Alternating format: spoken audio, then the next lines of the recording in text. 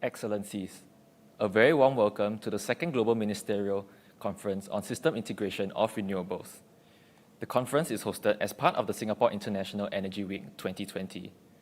My name is Brian Tham from the Energy Market Authority of Singapore, and I will be the MC for today. The theme for today's conference is Investment, Integration and Resilience, a Secure Clean Energy Future. The conference will begin with the opening remarks by the two co-chairs.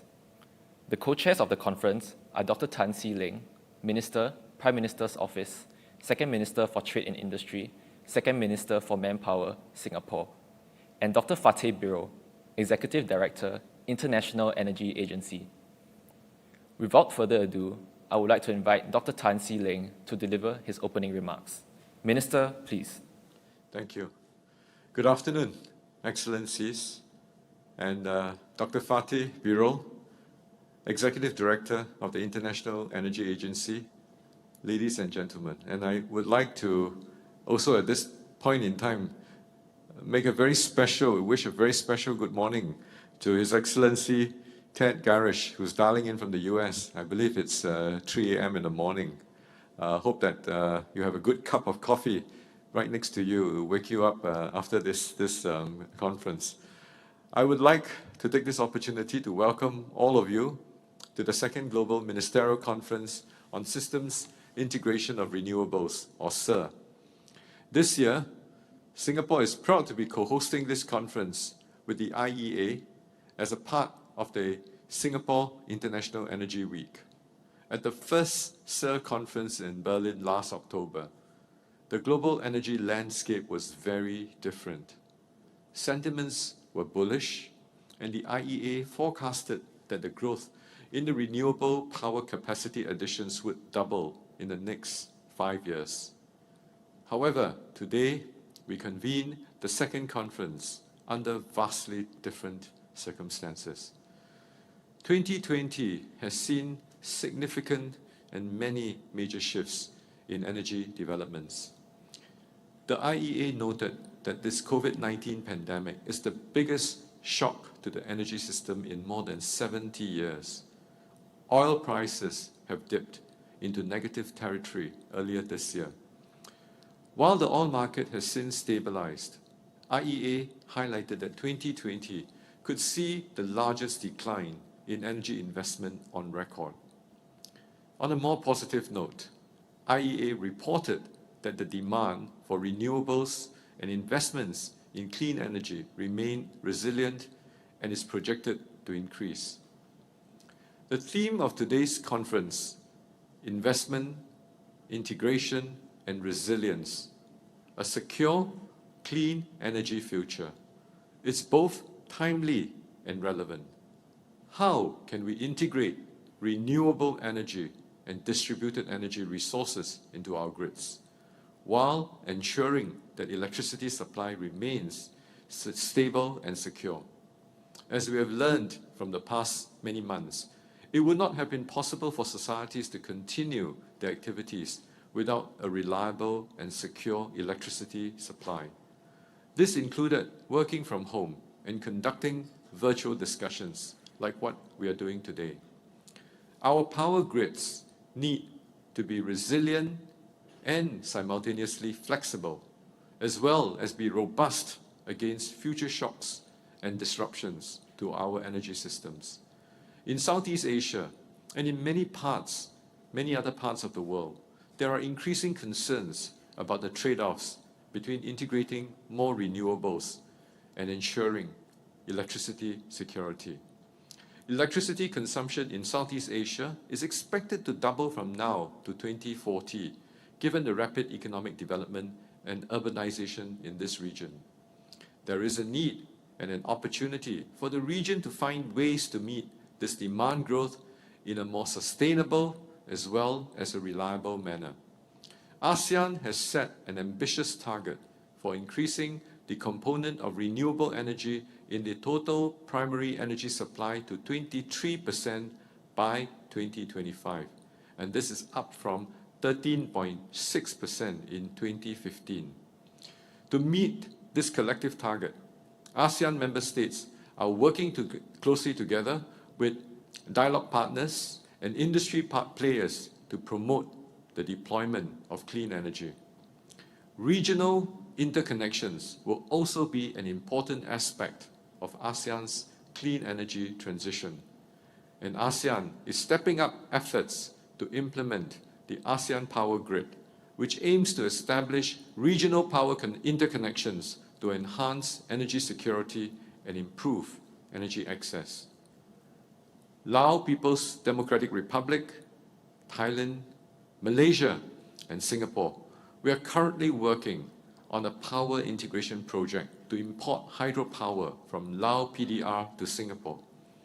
This is expected to advance the broader ASEAN Power Grid project by increasing the region's shared access to clean energy resources. It would also allow alternative energy disadvantaged countries, such as Singapore, to access renewable energy resources from the region. As we navigate towards a more sustainable energy future, international cooperation and public-private partnerships will be key and will remain vital. In August this year, the Energy Market Authority of Singapore hosted the 5th Asia-Pacific Energy Regulatory Forum. The participants have found the forum a useful platform to share and learn from each other's regulatory experiences. International cooperation and public-private partnerships will continue to remain vital as we continue to navigate towards a more sustainable energy future. And I'm very glad to see more than 20 ministers, CEOs, and thought leaders participating in the SIR conference today to discuss the issues of accelerating investments in renewables while ensuring that our energy systems continue to remain resilient and flexible. At today's conference, the IEA will also present their latest report on electricity security. The report will provide insights into how we can enhance resilience in the face of both climate and cybersecurity threats, as well as how to balance between short-term stability and longer-term system adequacy in the energy transition. I hope that all speakers today will take the opportunity to share their insights on how we can create a low-carbon, sustainable, and secure energy future together. And I certainly look forward to a vibrant discussion and an exchange of ideas. I would now like to invite the co-chair of the SIR conference, the Executive Director of the International Energy Agency, Dr. Fatih Birol, to deliver his opening address. Dr. Birol, please. Thank you very much, Minister Tan. Let me start by saying how happy we are co-hosting this second Global Ministerial Conference on Integration of Renewables together with our colleagues in Singapore. I can tell you, Minister Tan, you deserve the reputation you have as country, a perfect organization, and thanks to your great efforts and your colleagues and the willingness of the ministers, we have some 20 ministers today participating in this meeting from Europe, Africa, Asia, several high-level officials around the world, and the CEOs from some of the world's most important electricity market players. As you know, many of you, I guess, dear colleagues, Singapore is a valued member of the IEA government's family member, and since a few years we are working very closely together on many fronts, but especially focusing on our activities on Southeast Asia. Now, dear colleagues, electricity security is a critical issue for us. I think for everybody.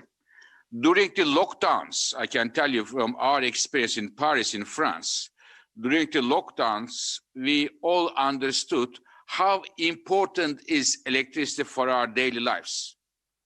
Hospitals, without electricity, they couldn't make their vital services.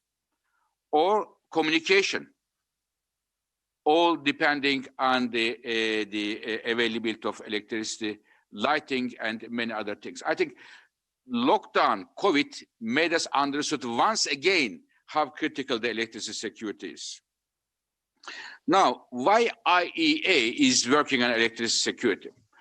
You may know that we were founded in 1974 as a oil security organization, but with the time we look also after the gas security, and recently the ministers of the IEA asked the Secretariat to keep an eye also on the electricity security.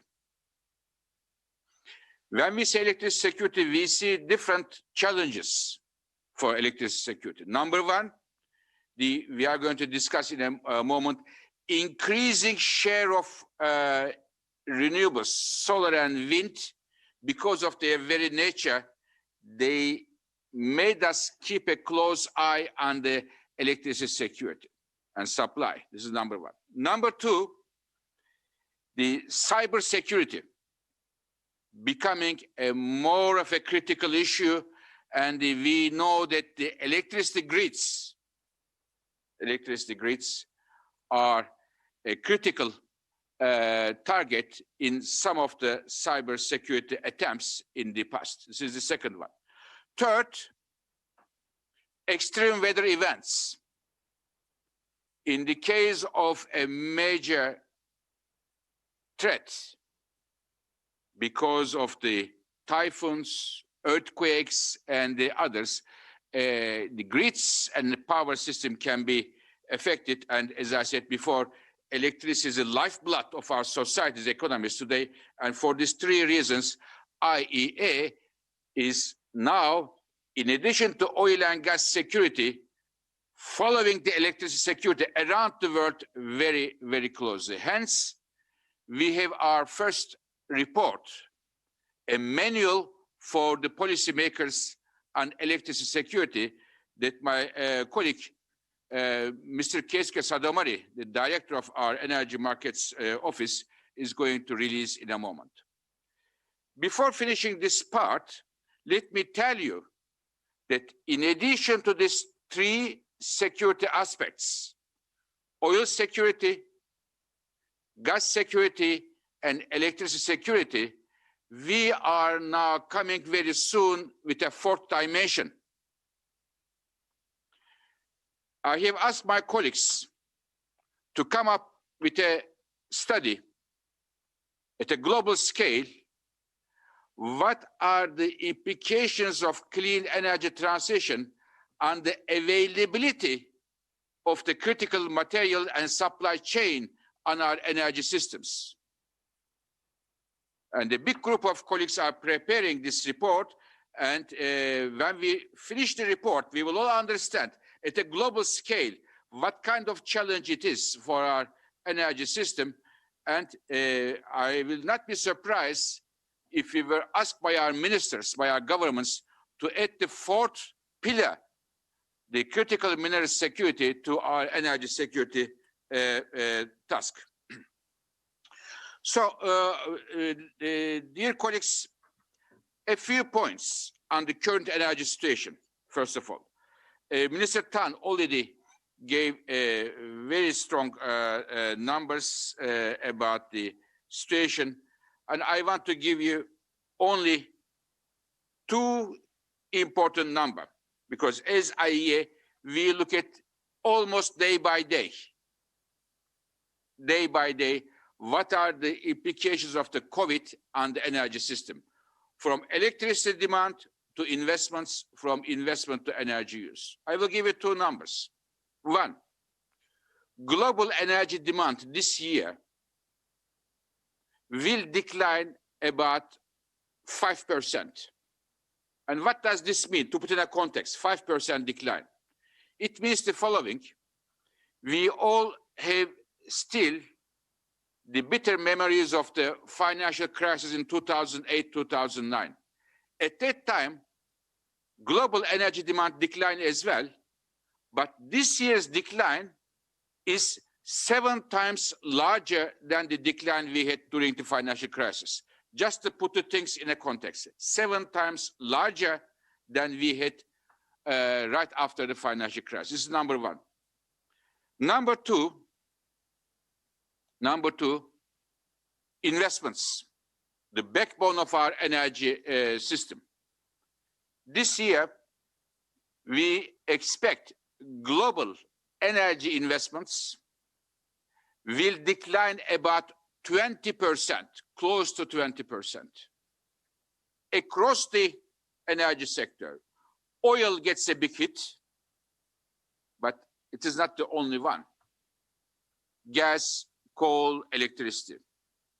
The only part we don't see a decline in investment is renewable energies, mainly because they are getting a strong support from governments. The government guarantees are in place. Now, one of the worries I have in all this lack of investment, I have worried for many things, but one of them I wanted to highlight because it is not very well understood how critical it is. It is the lack of investment in the electricity grids. Not having investment in electricity grids is a very bad idea for the integration of renewables and for the security of our energy systems. Weaker electricity grids meaning less resilient energy system. So this is one observation I wanted to bring to you from our work on the current situation. Now, second point I wanted to make is about the Southeast Asia. So as I said in the beginning, Southeast Asia, Singapore, we are doing a lot of work together, from energy efficiency to integration of renewables, from that to gas market reforms. Sometimes some of the observers do not understand the importance of Southeast Asia that the region in fact deserves. This is the, if you put it as a region, it is the fourth largest economy in the world. More than 10% of the global population, and when you look at the trends in terms of its share in the global energy demand growth, it has a lion share, very strong growth. And it is the very reason many companies around the world, not only on energy, but it can be automotive, petrochemicals and others, are very keen to work with the Southeast Asian countries because the growth, economic growth will come from that very region. But also, the region has, in terms of energy, many challenges. Air quality, a critical challenge. Emissions, CO2 emissions, a critical challenge. Not being able to mobilize the investments in a timely manner for the energy sector, another important challenge. But again, I want to highlight that this region is critical, and IEA is doing everything we can in order to highlight the importance of this region for energy and beyond. It is the reason when we opened the doors of the IEA in the year 2015, we have, in a very short period of time, we have 3 important players in the region as the members of the IEA family.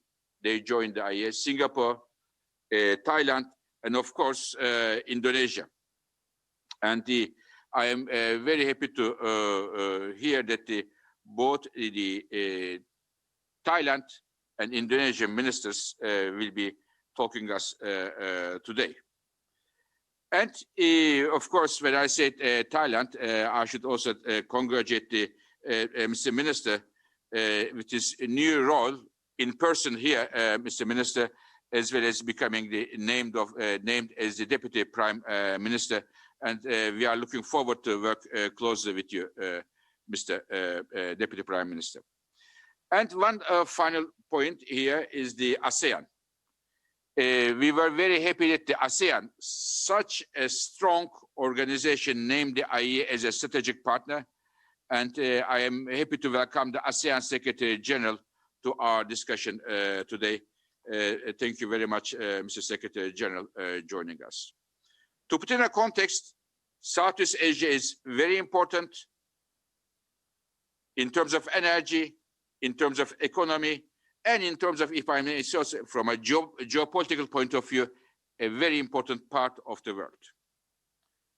And here, as I said, we work very closely with Singapore on many issues. Once again, many thanks to Minister Tan. Now, finally, dear colleagues, I want to say a few words on the renewable integration.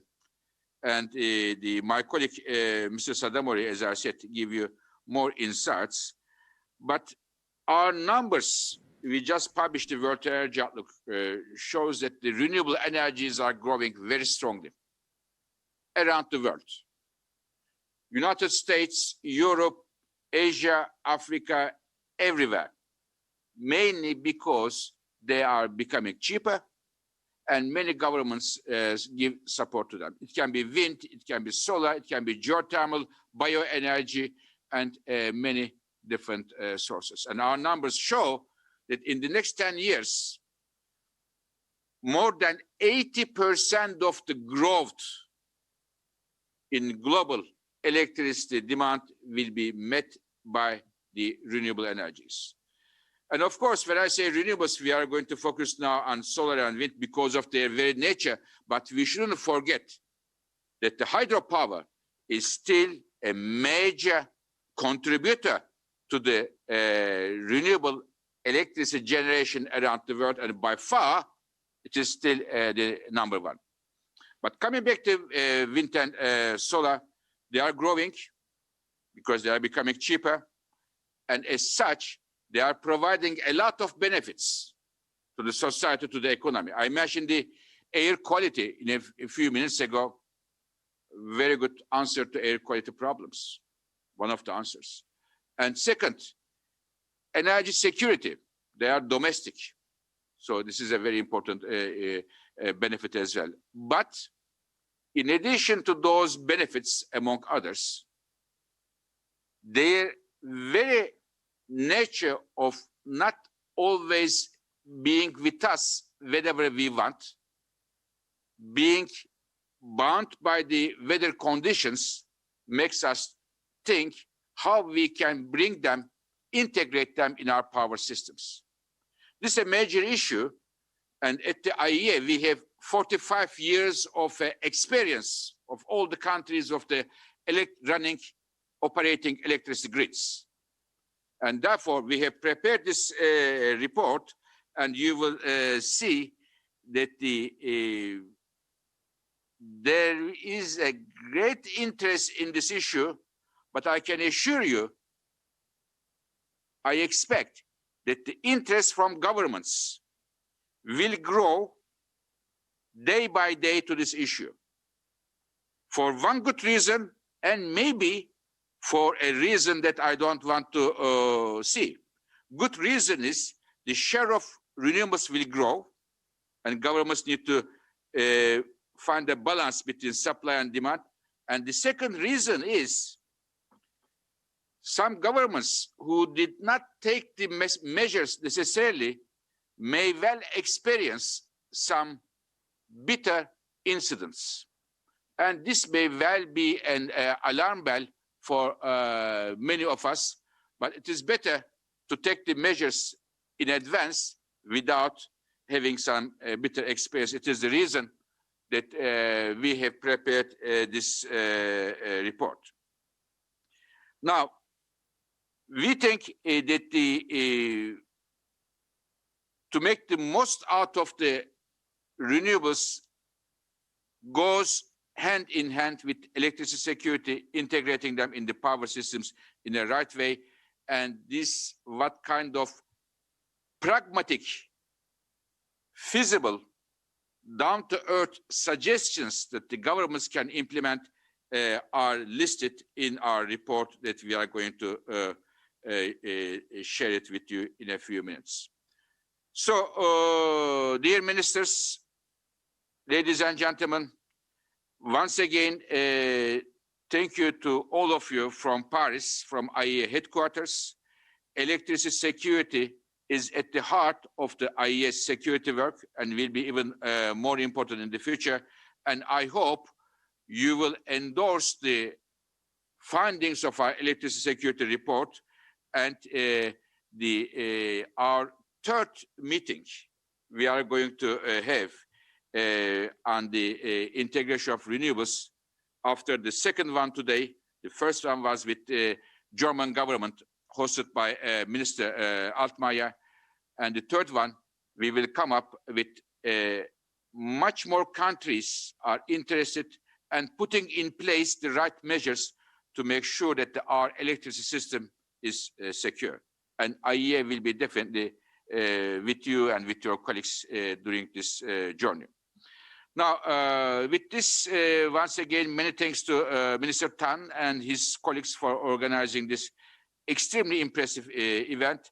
And it is my pleasure to introduce Minister of Energy and Deputy Prime Minister of Thailand to provide his keynote address. Deputy Prime Minister, the floor is yours. Thank you, Dr. Fatih Birol.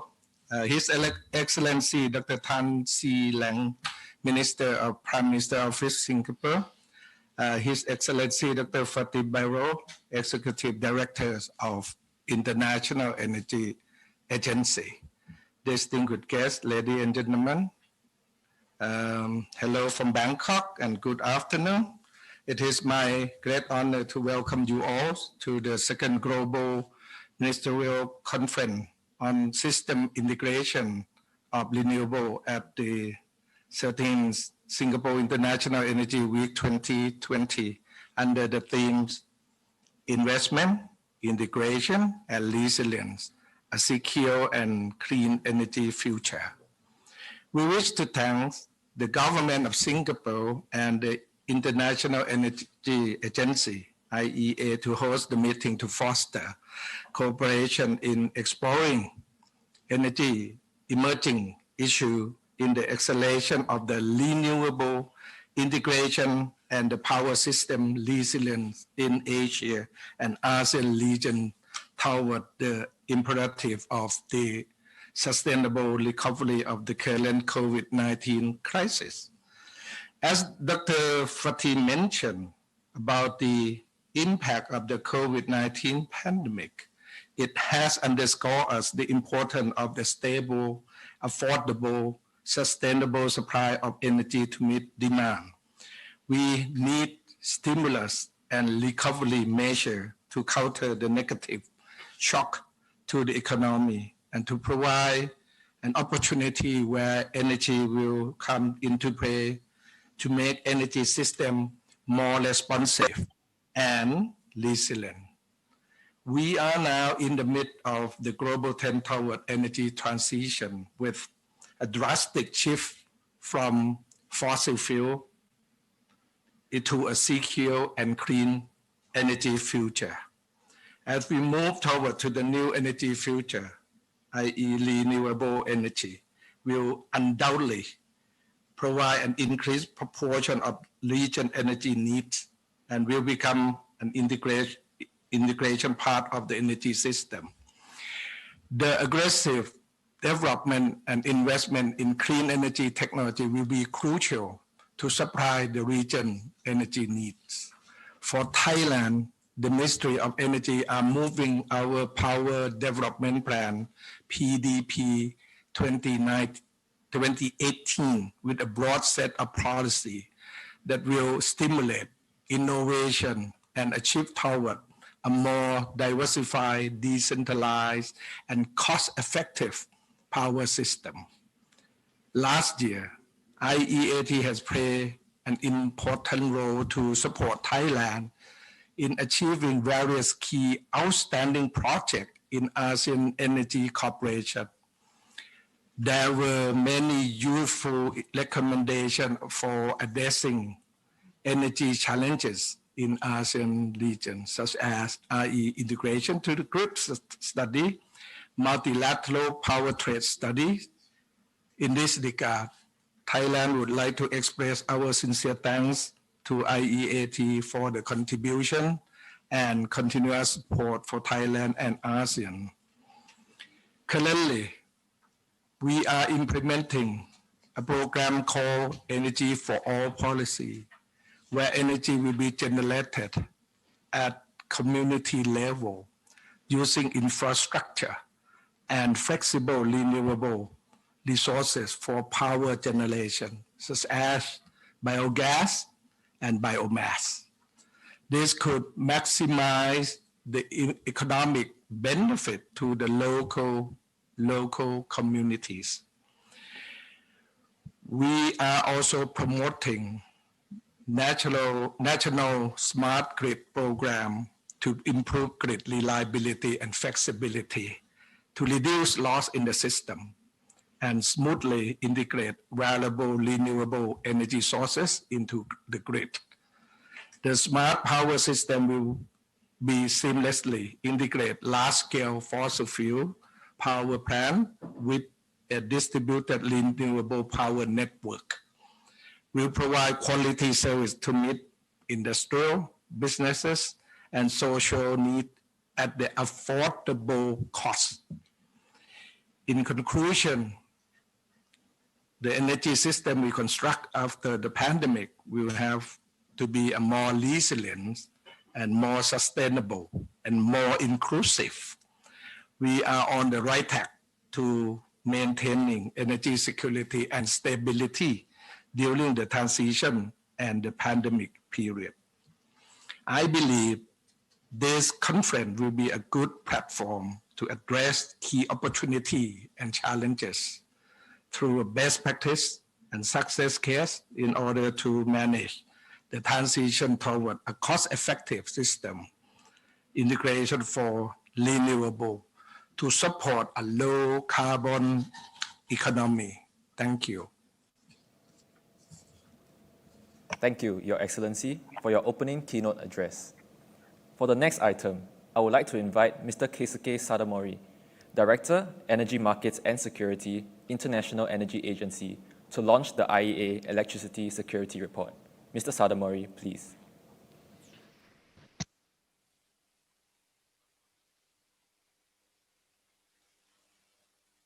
And giving us an opportunity to launch this report. The electricity security matters more than ever, as our Executive Director pointed out in his remarks. Next, please. Next slide, please. Yes.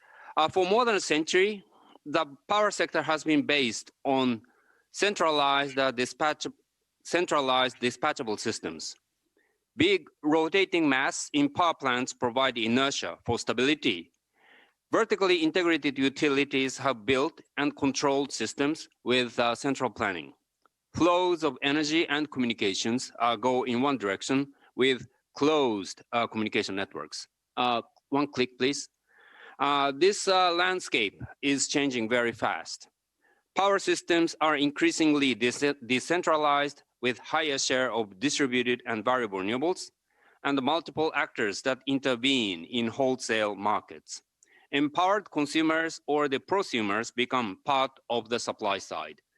Energy communications flow in two directions among complex set of players and facilities and devices, expanding the surface of cyber attacks. All this happens in the context where the changing climate patterns are already affecting demand patterns and supply infrastructure. That is why the IEA has decided for the first time to approach these three aspects: transitions with higher variable renewables, cybersecurity, and climate resilience at the same time in a single report. Next, please.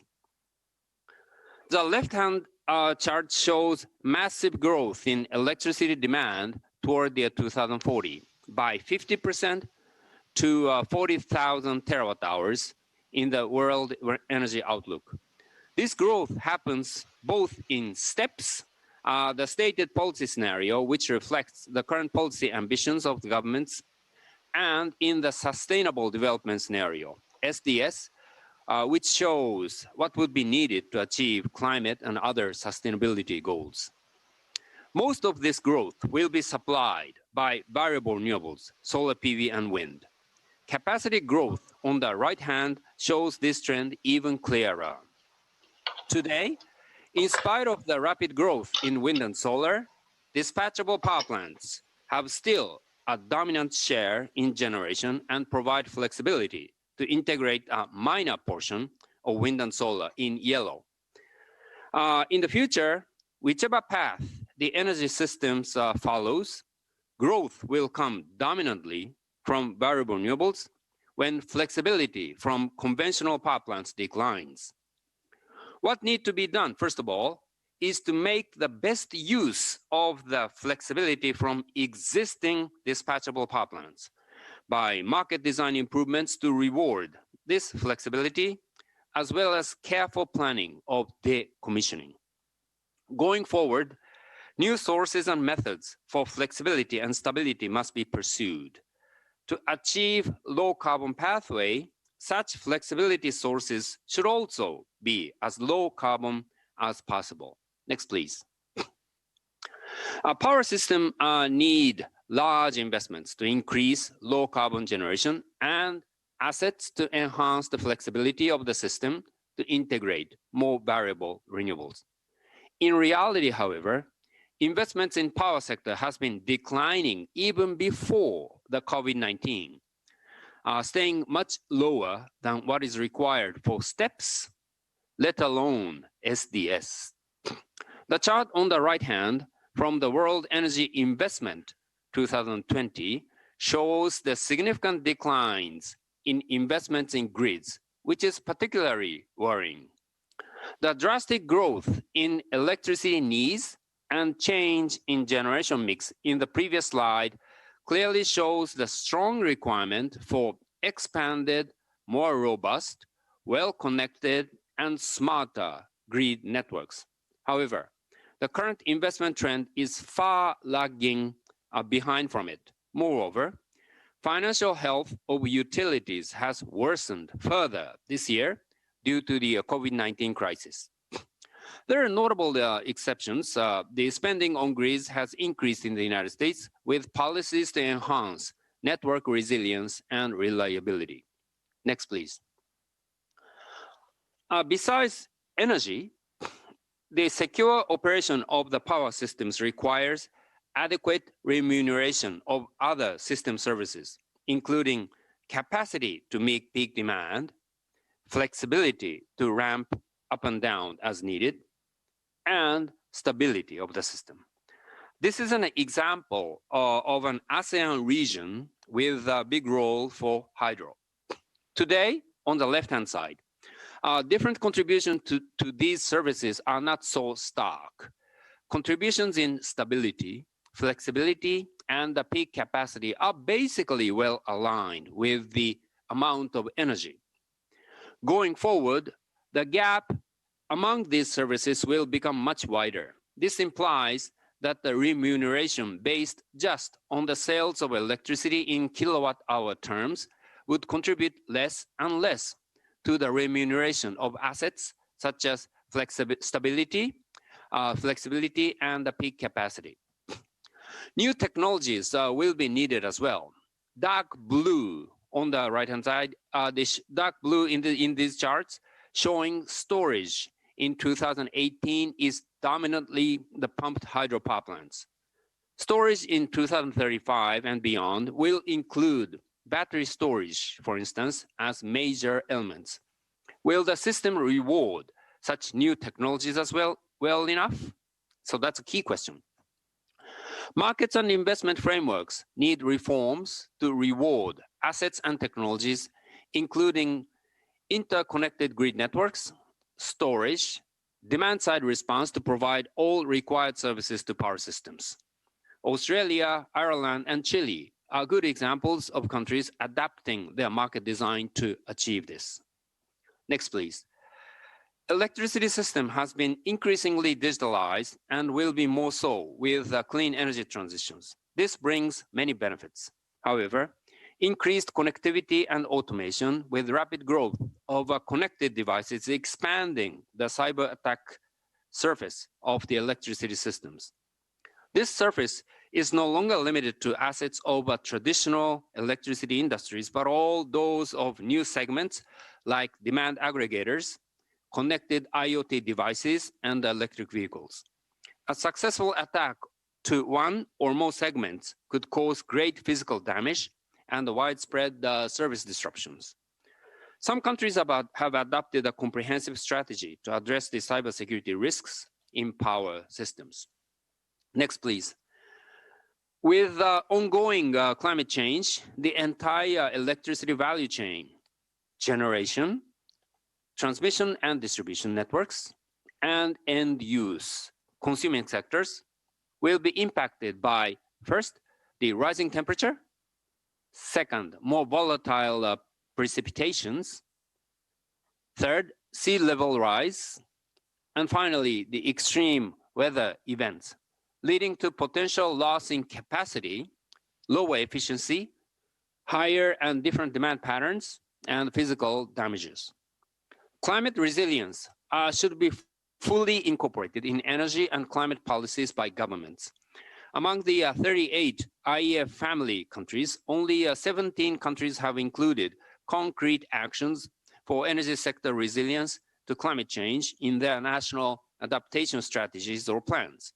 Among those, strategies and plans of only 6 countries cover full electricity supply chains. Next, please. So drawing on good practices by countries, this report provides a set of recommendations for institutional frameworks that establish clear responsibilities, incentives and rules, measures to identify, manage and mitigate risks, and protocols to monitor progress and respond and recover, including through the emergency response exercises. The report also provides concrete examples of policy best practices from all continents that can provide inspirations for other countries developing adequate electricity security policies. Next, please. So in conclusion, I would like to thank the countries contributing to the IEA in this area. IEA will do more on electricity security on key priority areas of greater and timely investments in flexibility, market design, digitalization, and cyber resilience, and climate resilience. And also one area of focus is cooperation with emerging economies through the Clean Energy Transition Program. Here, I would like to thank several donor countries, notably the European Commission, the United Kingdom, and Denmark for their support.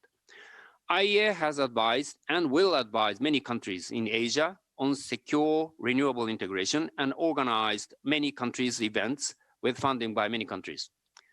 IEA has also initiated a major project on smarter digital power infrastructure to enhance the energy efficiency, resilient power systems, and energy transitions with funding by Italy.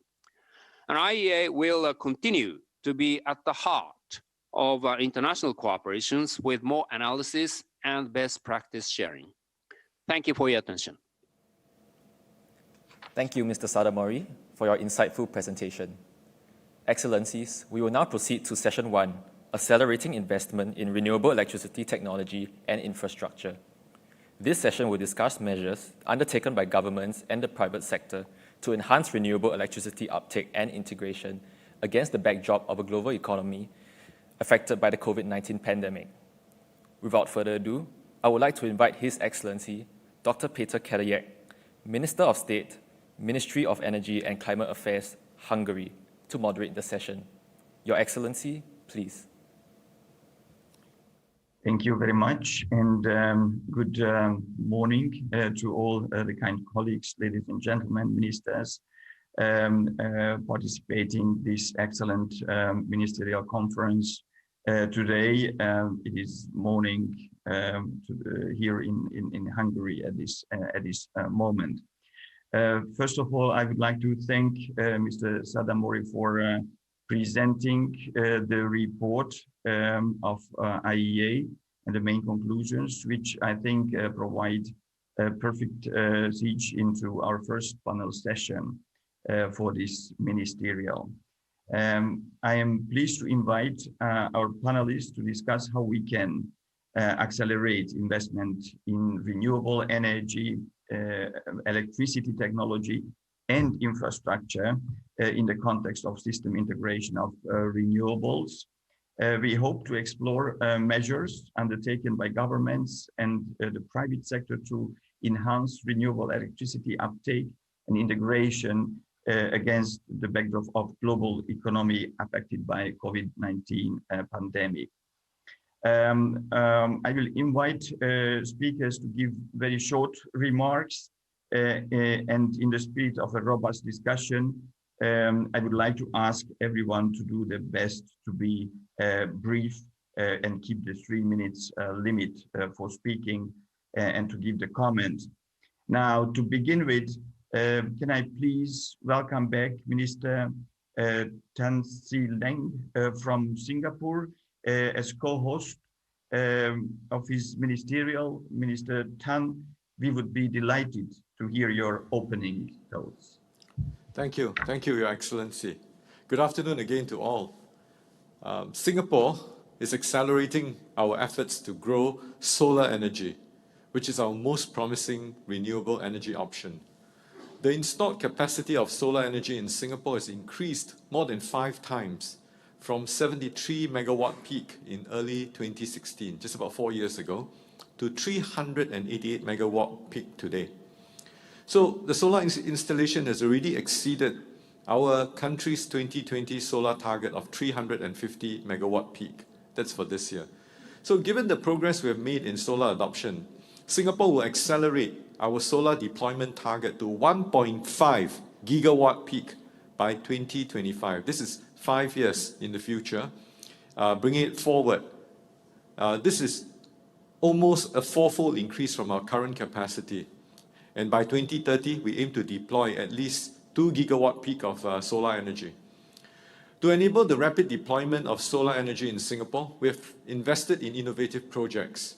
A 60 megawatt peak floating solar photovoltaic system is being developed at Tengah Reservoir, and it will be one of the largest floating solar panel systems in the world.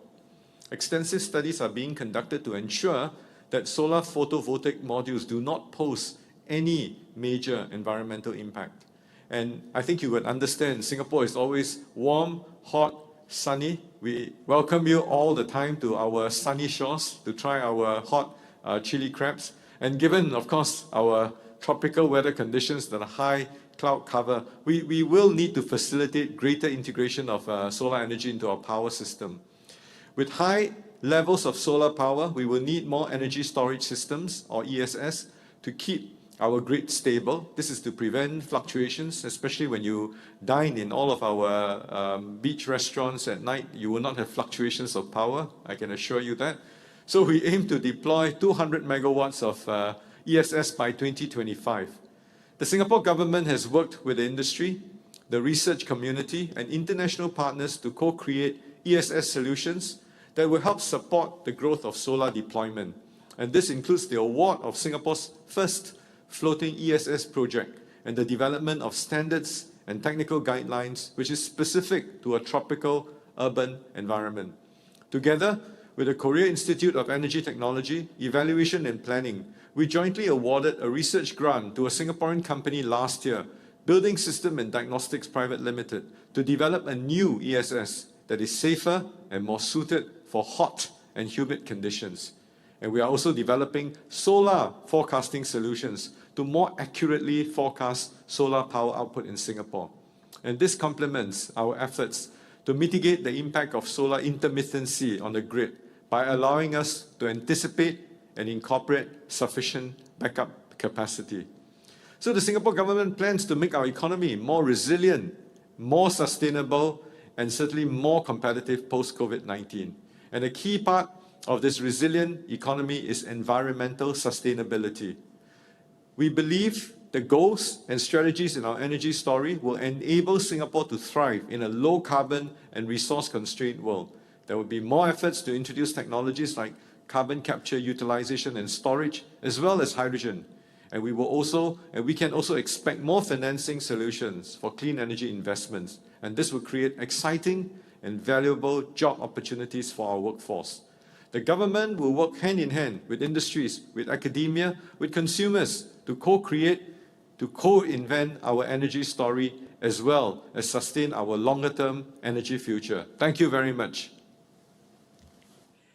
Thank you very much, Minister Tan, for this excellent summary of your plans, how to promote investment into renewables and how you promote innovation, related innovation in this area. Can I shortly maybe ask a follow-up question on how important are public-private partnerships in promoting a greater share of renewables in case of Singapore? Well, thank you, Your Excellency, for this question. For renewable energy to take off in Singapore, a close partnership between public and private sector is key. I think it's also about mindsets. How do we adopt renewable energy? How do we change mindsets about energy efficiency? So our long-term low emissions development strategy, we aspire to halve emissions from its peak to 33 million tons of carbon dioxide equivalent by 2050, and to achieve net zero emissions as soon as viable in the second half of this century. So to achieve this, the Singapore government aims to transform all of our energy industries. We will actively and aggressively invest in research and development to harness renewable energy. We will increase decarbonization, and we will pursue and leverage on international collaboration such as yourselves with the IEA to develop our renewable energy potential. There are many government initiatives that encourage private sector participation. Taking solar, for example, we have a Solar Nova program, which is led by the Economic Development Board and the Housing and Development Board. This promotes and aggregates demand for solar photovoltaics across all the different government agencies in Singapore. Then private solar companies in Singapore engage in competitive solar leasing tenders to participate in this project. And the government also puts out grant calls. These grant calls will catalyze innovative deployments of solar energy projects. As of mid-2020, the public-private sector ownership shares of deployed solar energy is about 50-50. So there are also more RE100 companies committing towards having cleaner energy for their operations, like data centers. And I think one of the key sort of leaders is our bank, DBS Bank. I think Piyush Gupta, the group CEO, is also on this call. So hence, both the public and private sector have an equally important role to play in the integration of renewable energy in Singapore. Thank you. Thank you very much, Your Excellency. Now, next we have His Excellency Secretary Tsushi from the Philippines, who will provide remarks via video message. Minister Tan Sileng of Singapore, International Energy Agency Executive Director Fatih Birol, distinguished speakers, members of the international energy community, ladies and gentlemen, good afternoon. Thank you to the Energy Market Authority, International Energy Agency, and the Ministry of Trade and Industry of Singapore for organizing this virtual event for the 13th Singapore International Energy Week. It is my honor to speak in this afternoon's Ministerial Conference. As we explore the theme, investment, integration, and resilience, a secure, clean energy future, it is my pleasure to share with you today various Philippine initiatives on the promotion and adoption of cost-competitive and sustainable renewable energy technologies, increasing investment on low-carbon sources, strengthening reliable and resilient energy infrastructure, and our key takeaways on energy resiliency amidst the COVID-19 pandemic. One of the energy industry's main learning from the COVID-19 crisis is the importance of energy security. The pandemic underscores the need for the energy sector to be resilient and flexible. The pandemic had also revealed the vulnerability of energy systems that they could be interrupted. This is why the Philippine government is looking at developing all possible energy sources, not just RE, to help the country become energy secure. We are indeed working to overcome the challenges brought about by COVID-19. However, the pandemic has also presented us with the opportunity to review and align our respective energy policies. For a developing country like the Philippines, I cannot overemphasize the need for integrating all sources of energy into our power mix. Our country is hungry for power, and we must act immediately to bridge the gap in our supply shortage. While we have initially embraced a technology-neutral policy, our periodic assessment of our country's energy requirements is paving the way for innovative adaptations in our policy directions.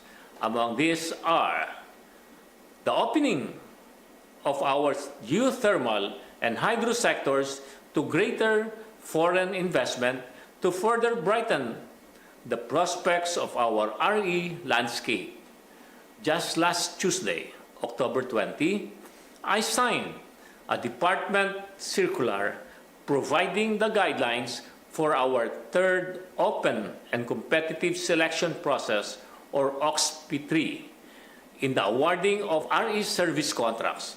From an investment perspective, OXP3 allows for 100% foreign ownership in large-scale geothermal exploration, development, and utilization projects. Large-scale geothermal projects are those with an initial investment cost of about $50 million US. Second, our declaration of a moratorium on endorsement of greenfield coal-fired power plants.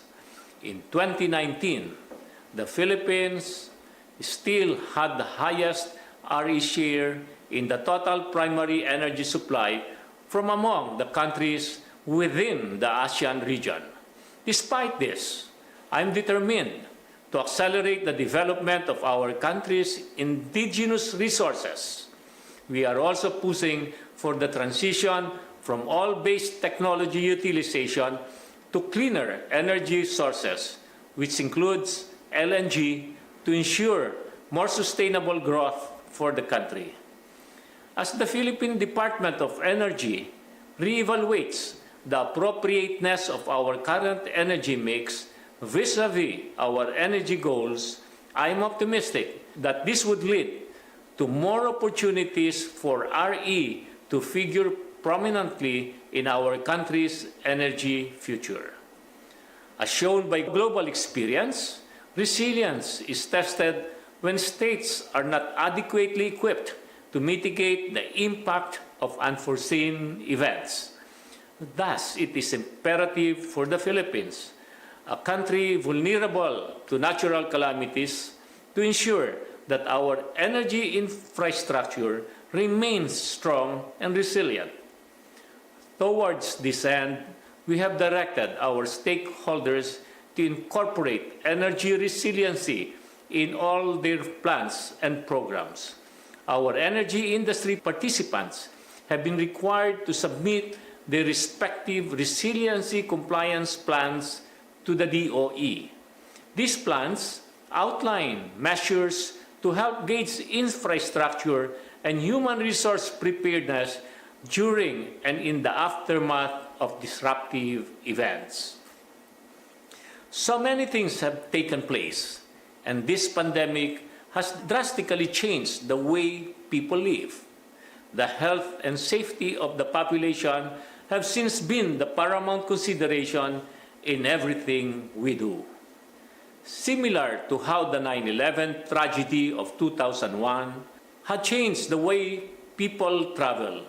For example, this COVID-19 pandemic has taught us many lessons as we prepare ourselves to embrace the new normal, not just in the energy sector, but in all segments of society. With the pandemic highlighting the vulnerability of our energy systems, the unhampered delivery of energy goods and services must also be ensured at all times. As we slowly rebuild our economies, now is the time for us to band together to further pursue and integrate RE in our long-term energy agendas. we have our aspirational goals in the ASEAN, and the Philippines remain committed to make our domestic plans consistent with the regional targets for us to reach our ideal scenario of secured, sustainable, and resilient energy for the future generations. Thank you and good day to everyone. Stay safe, stay healthy. Yeah, thank you very much, Secretary Chusi, for your comments. And I would like now to invite His Excellency Michał Kurtyka, who is Minister of Climate and Environment in Poland, to give your comments to this panel. Thank you very much, Peter. Thank you, Minister Kaderiak. It's great to see all of you. It's great to hear Fatih Birol. It's great to listen also to Minister. And I'm in a very good position, because right now we are living really through a boom here in Poland in terms of renewables. And it's an unprecedented moment in history of my country and in the history of Polish energy transformation that we are having. We just exceeded 11,000 megawatts of installed capacity in renewables, which is more than Denmark, by the way. And only during the last 6 months, we added 100,000 rooftop PVs on our families' houses. IEA expects that Polish renewables will increase by 65% in terms of installed capacity from now on till 2024. So we are living through an unprecedented boom of renewables, driven very much by photovoltaics, onshore wind, and others. And we have also put this boom within a vision of transformation of Polish energy system. And we want by 2040, so within the 20 years time, to build a new zero emission energy system, which will be of the size comparable to the existing conventional one, which was built during the last 60 or even 70 years.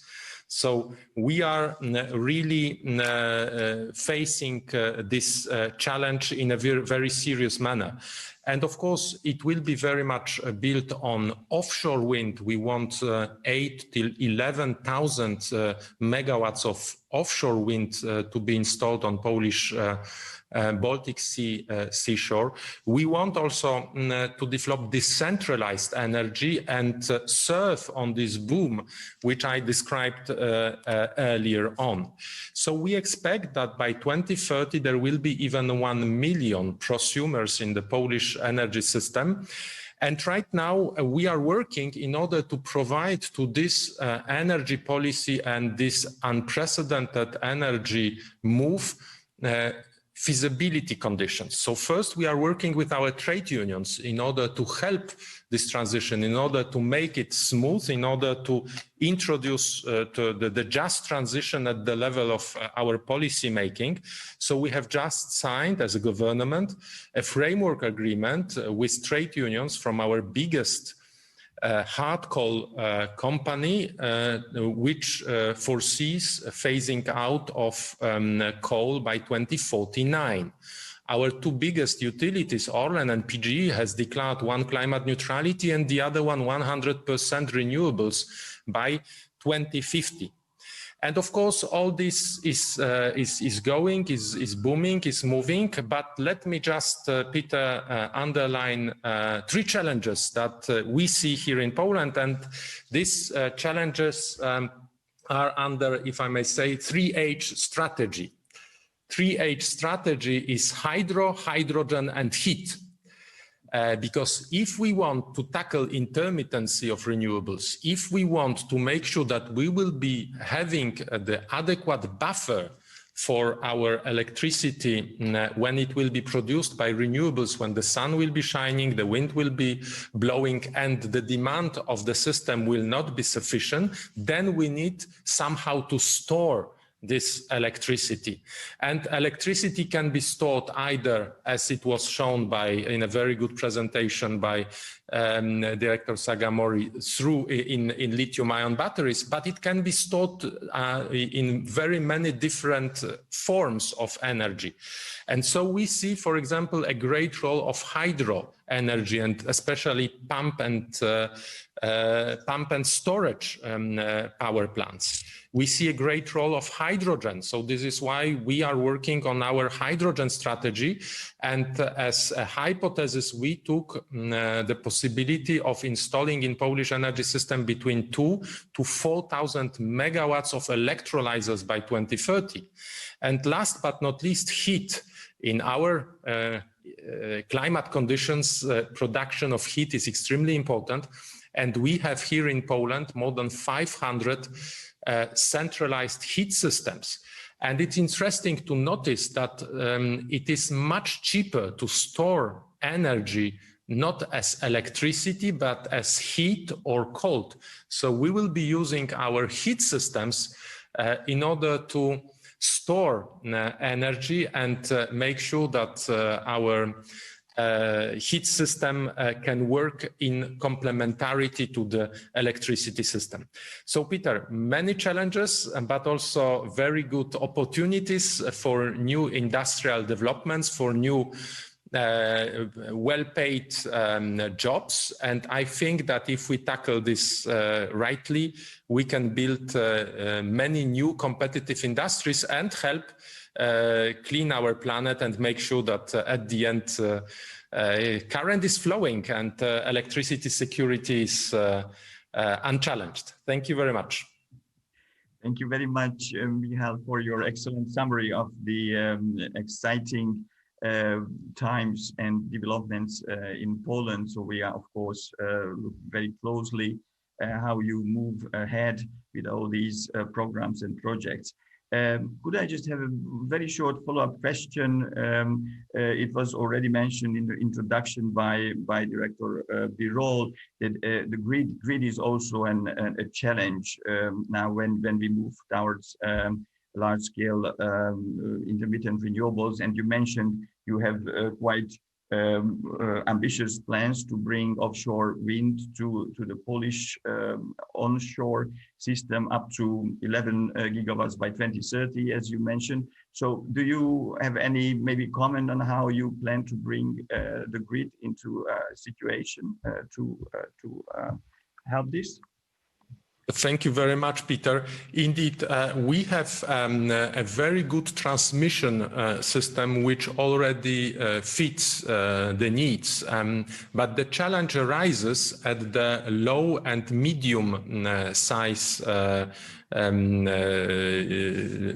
grid networks. So here we really need to increase investments, and we are working on different measures which can accelerate investments at the lowest level in the grid, as the main idea that we are having is to balance as low as possible in the grid production and consumption of energy. So when we have households producing out of PVs, we want them to consume at their household or in the near villages. So we want also to spur the usage of heat pumps. We want also to accelerate the take of electric vehicles, because all this can help to rebalance consumption and production electricity at the lowest level in the grid.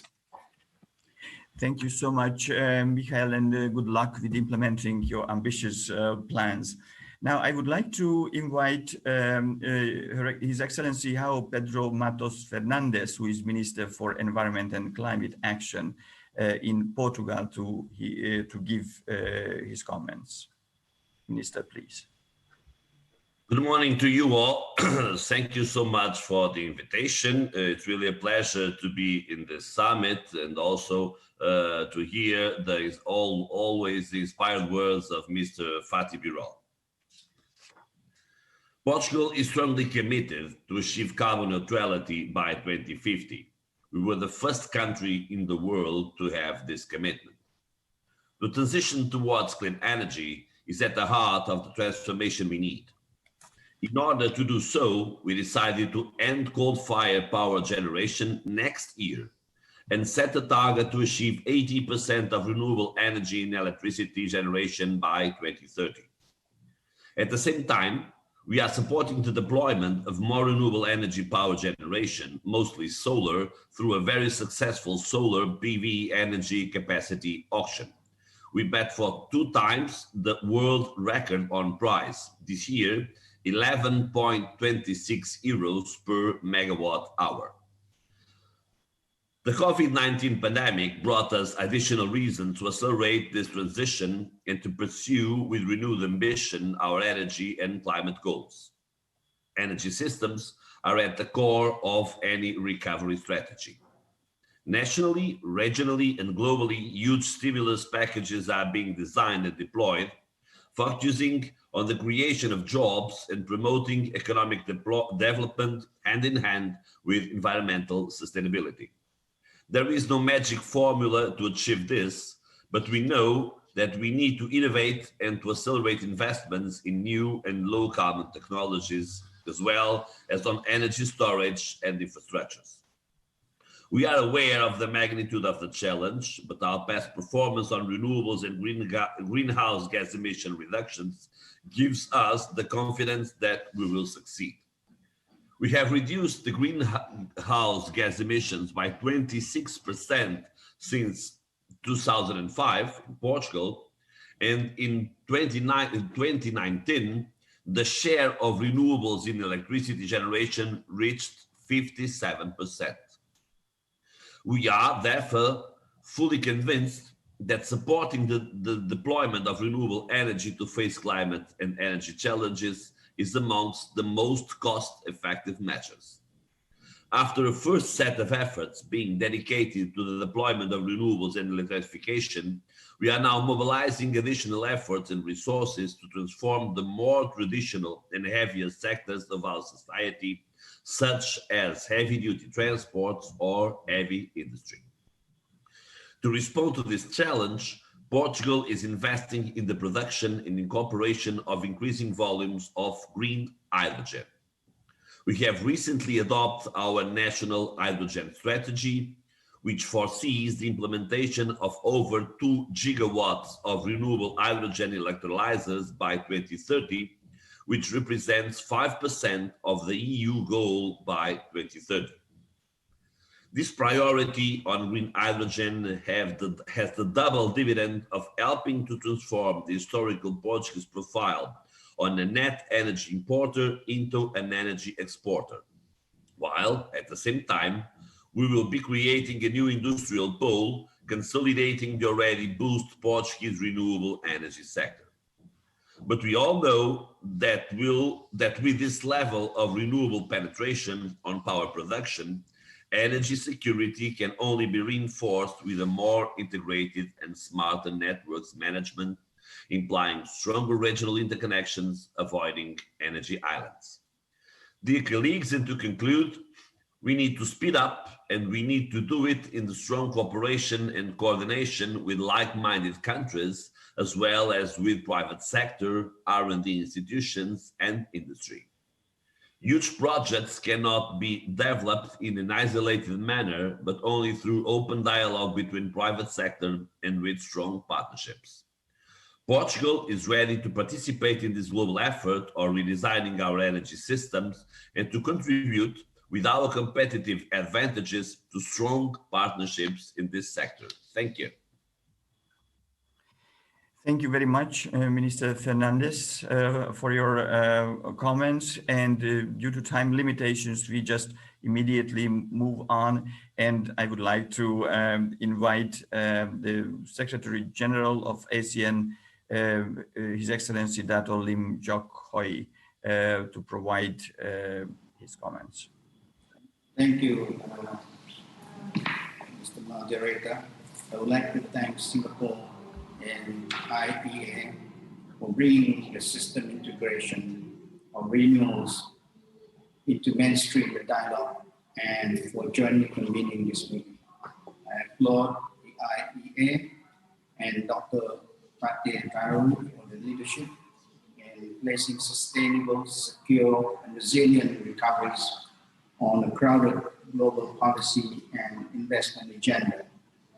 The IEA continues to be a valuable resource for energy policy support in the region, and your role as a key strategic partner of ASEAN has been as crucial. I am also pleased to see that there are also close synergies between the topic today and the ongoing IEA engagement on the multilateral power trade with our heads of the ASEAN Power Utilities and Authority, APUA, and the ASEAN Energy Regulator Network. This is helping lay the groundwork for closer power system integration in the region. I'm also pleased that the strong relationship between IEA and ASEAN Center for Energy on technical and policy matters align. The IEA collaboration with Vietnam during its role as 2020 chair has been well noted and appreciated, including around innovative mechanism to mobilize private investment for power system. Look forward to the work on developing roadmap for building and cooling efficiency to start soon, as we hope that you may continue to support the next ASEAN Chair 2021. There is no question to me that system integration of renewables is imperative in ensuring a cleaner power system can deliver on the opportunity we know are there. However, power system involves a complex interaction of technologies and institutions, and our ability to fine-tune them to work together will help build lower costs, lower emission, and greater security. And we look forward to enhance our collaboration with the IEA in this very important area. Thank you. Thank you very much, Secretary General, for your report, and of course we appreciate very much the work that ASEAN is carrying out in cooperation with the IEA on regional power system integration as well for the region. And at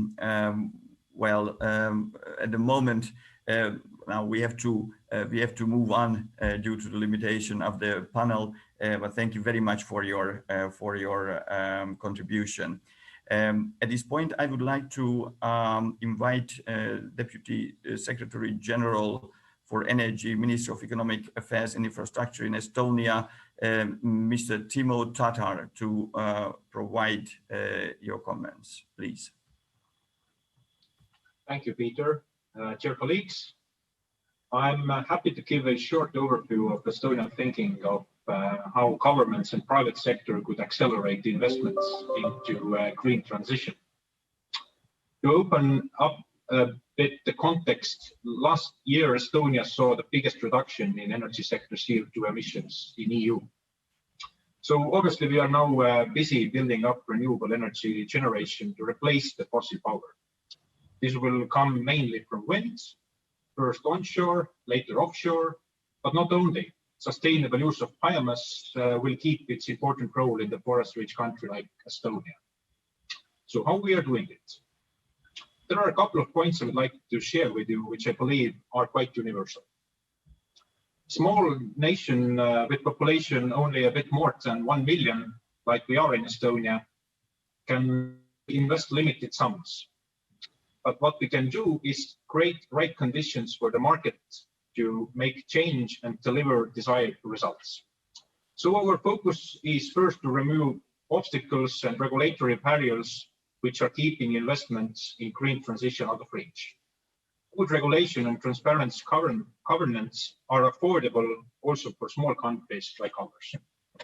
It seems sometimes that only and universal cure for market inefficiencies are subsidies, and we often reach out our hand to use those subsidies too quickly. But subsidies are usually one of the reasons for market distortions to happen in the first place. It was famous Swiss physician and philosopher Berzelius who stated already in 16th century that the dose makes the poison. Surprisingly, the same paradox applies for the subsidies in 21st century.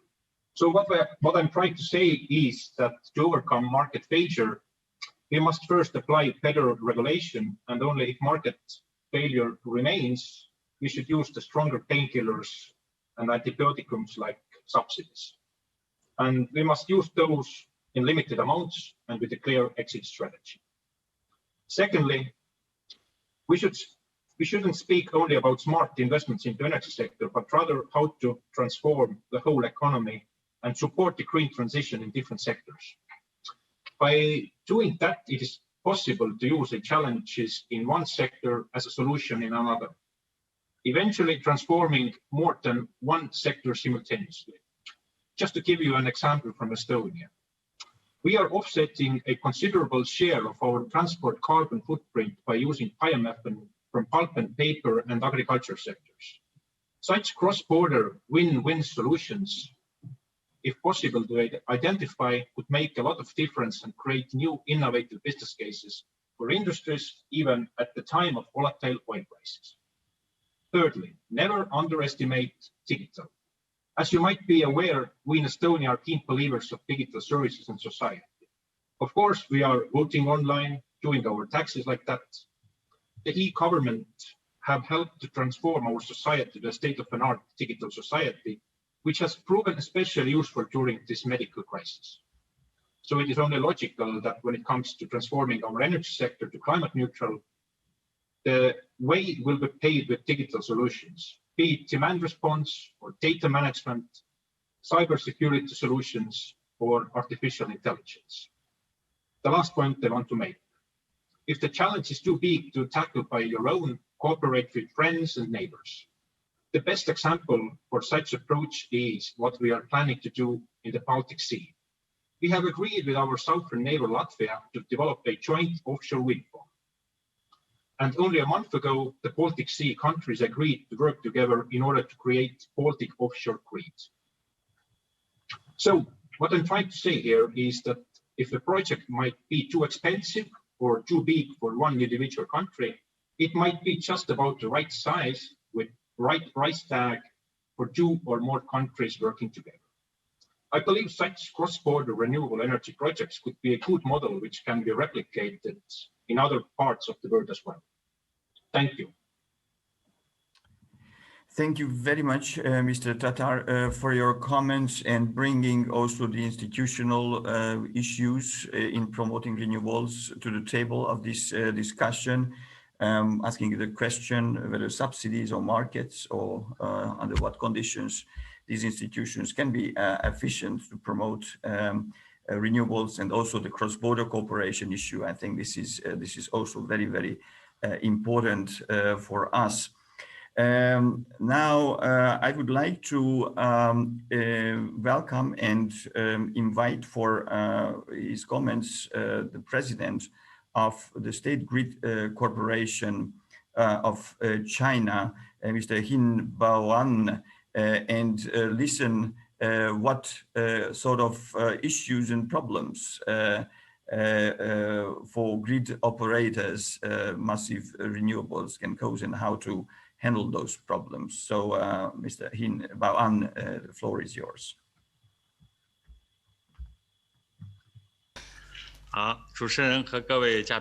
Dear Chairman and fellow guests, I'm very glad to have this opportunity to attend this meeting, and I've heard many good views from fellow panelists, and here I would like to exchange some views with you.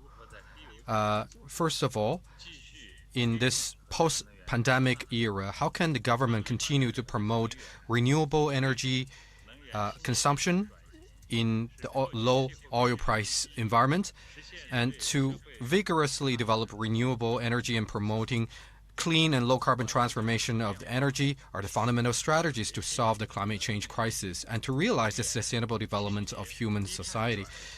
No matter how oil price changes, the determination of the decarbonization cannot be shaken, and the energy transformation must not go back. And because of this, President Xi Jinping announced that in the 75th UN General Assembly that China will strive to reach the peak of carbon dioxide emissions by 2030 and achieve carbon neutralization by 2060. In the post-pandemic era, governments should take the development of renewable energy as an important measure to stimulate economic recovery. On one hand, we should take necessary incentive measures to enhance the competitiveness of renewable energy, and on the other hand, we should strengthen the policy constraints of the energy conservation and emission reduction to increase emission cost. Secondly, what kind of infrastructure and technology investment is needed to accelerate and promote renewable energy integration? To promote the integration of renewable energy consumption, we must have good infrastructure and technical support. We should focus on increasing investment in the following areas. First, strengthen investment in power grid construction, improve the level of interconnection and intelligence of power grid and absorbing energy, renewable energy in large range. And second is to improve on the to enhance on the investment on R&D and on key technologies.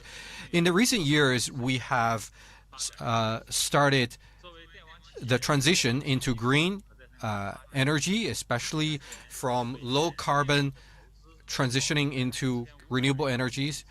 As a power grid company, we have actively promoted the renewable power generation in the past 3 years, and we have invested more than 45 billion RMB in every year and built 24 ultra high voltage transmission, and to achieve the highest speed in terms of the ultra high voltage transmission network.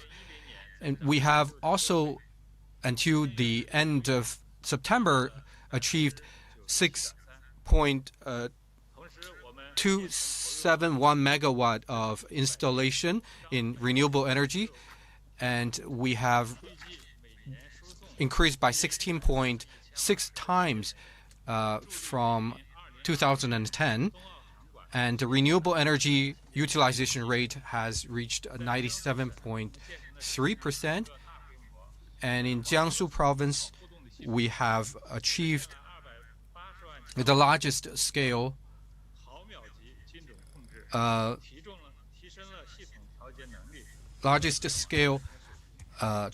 transformation network. And thirdly, how can we collaborate together to effectively promote renewable energy and collaboration consumption? First, we would like to develop the market with more efforts and to increase the strength in investment to broaden the renewable energy and infrastructure construction investment access, and to promote the convenience of investment. Secondly, to promote the energy infrastructure interconnection, and thirdly, to strengthen the technology exchange and communication and collaboration. The state grid of China has currently invested in more than 9 countries and regions, national grid in these countries and strengthened international collaborations. And globally, we have established a few projects on transmission, and hopefully we can make our contributions to the global low carbon and clean energy transition and renewable and sustainable development. Thank you very much. Thank you very much, President Hin Bawan, for your advice and information on your investments into grid and into R&D to support renewables back at home into China and also across the board. Now we should move on, and I would like to ask the follow-up panelists, please keep very strictly your time, or maybe cut your time due to the delay we have on this panel. At this point, I would like to invite Mr. Piyush Gupta, who is CEO and Director of the DBS Bank in Singapore, to provide your comments on how to assist by a financial institution the promotion of renewables in Southeast Asia. Please, Mr. Gupta. Thank you, Excellency, and it's a pleasure to be able to speak to such an august audience. I will heed your advice, Excellency, and keep my comments brief. I will make 4 points.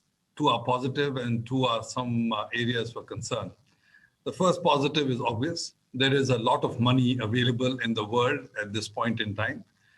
Liquidity is plentiful, rates are low, and rates are likely to stay low for extended periods of time.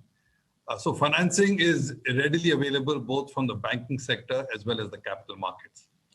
The second positive point is this, that the momentum towards financing of renewable projects has been quite dramatic in the last 2 or 3 years in our part of the world. We at DBS, as an example, made a commitment just 2 years ago to do up to $10 billion of renewable financing by 2024. Already we have done 37 projects worth over $3 billion. And so we will be able to achieve our commitments meaningfully ahead of time. These projects are varied. As you suggested earlier, Excellency, 80% are in solar and wind, but we've also done hydro, we've done geothermal, we've done waste to energy, and we have done storage. So they're quite broad-based. I want to mention very specifically a deal we did just 2 days ago, which was a capital market issuance of green bonds for a geothermal project out of Indonesia. And the reason I want to talk about it, it's a $1 billion transaction, $1.1 billion. It was oversubscribed 4 times. But the interesting thing was the range and breadth of the investor participation. It was 42% from the US, 39% from Asia, and 19% from Europe. It was 82% from asset managers, 8% from insurance and pension companies, 8% from high net worth and private bank individuals. So the point is that there is broad-based interest in being able to invest in the capital markets in a project of this size. But perhaps the most interesting thing was the pricing came in 45 basis points better than comparable bonds. So quite clearly there is what I now call a greenium, a premium associated with green projects where you can improve your cost of financing. And I think that just speaks to a really important underlying theme. I think the 2 areas of concern, number one, is while the capital markets project works well for geothermal because ticket sizes are large, capital markets are much harder for wind and solar because ticket sizes tend to be much smaller. So to access capital markets for those projects, you really have to pool them together so you can create some sort of a portfolio. But to create a portfolio, we need to go much further. We need to get standardized purchase power contracts. We need to get international arbitration. And we need to be able to put together the wherewithal where you can take these to the capital market. So there is work to be done. My 4th point area of concern is obviously the corollary of this focus on renewables is that the availability of finance for the fossil fuel complex is going to be challenged. Already the Singapore banks have committed to stop doing thermal financing. In fact, we're down to 0 by the end of this year. The Japanese banks announced similar projections this year. Now, IEA projections suggest that in our part of the world, the thermal complex is going to be important in several countries, leave alone oil and gas. So I do think as we think about the security problem, we do have to think about the capacity to do a transition arrangement between the brown economy and the green economy. It cannot be a binary switch. But today, certainly in the thermal complex itself, we have to plan a glide path for the oil and gas complex. I will stop with my comments over there, Excellency. Thank you for listening. Director Gupta, thank you very much for your great comments, providing the financial markets view on how to go ahead, and also your last point, how to make a balance between the new world and the old world, and how to finance both in these times. Now, after the financial perspective, let's see what about the technology-specific challenges to promote this transition. I would like to invite Claudio Faccin, who is CEO at Hitachi ABB Power Grids. Now the floor is yours, please.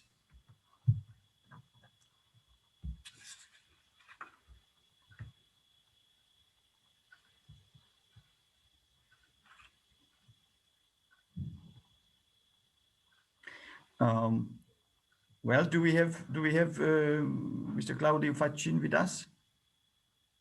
Yep. Yes. Sorry about that. So thank you for all, and I'll go straight to the point to gain some time. I've heard electrification. It's clearly at the center of the clean energy transition. Dr. Fatih Birol highlighted that. The recent IEA award, Energy Outlook 2020, makes this very clear. Also, as Fatih Birol mentioned, I think we can all be proud that our electricity network have been dependable during the COVID pandemic. And unfortunately, we can't say that this is yet behind us, but I think it's a very good time that we gather together to deal with the next steps. The first focus for all of us clearly is to put people first, keeping in mind the short-term needs of health, safety, of jobs, but also the longer-term aspects of societal and environmental values.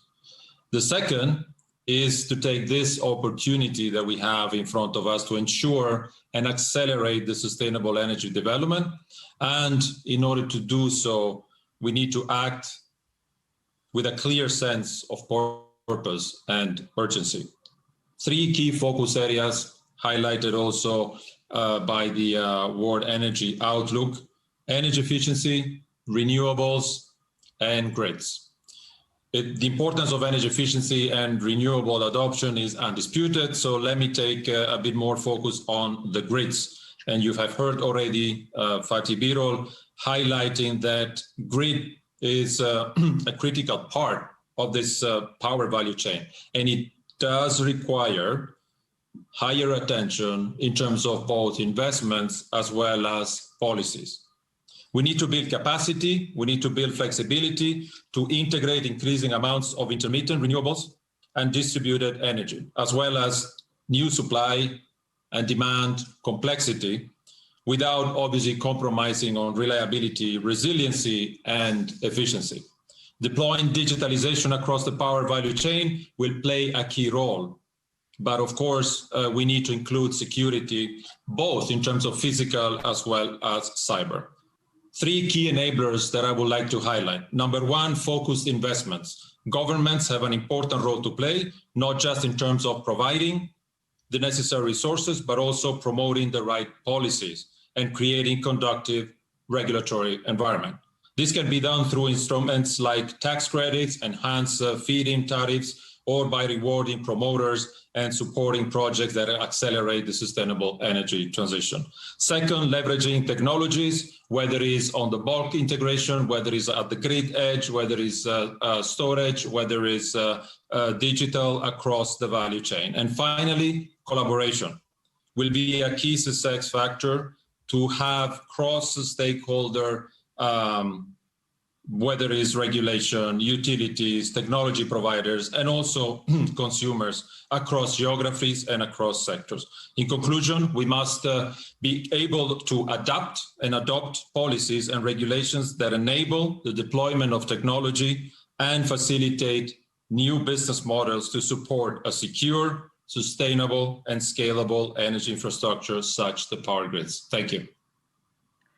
Thank you so much, Mr. Fachin, for your perspective and points how also governments should promote all this process.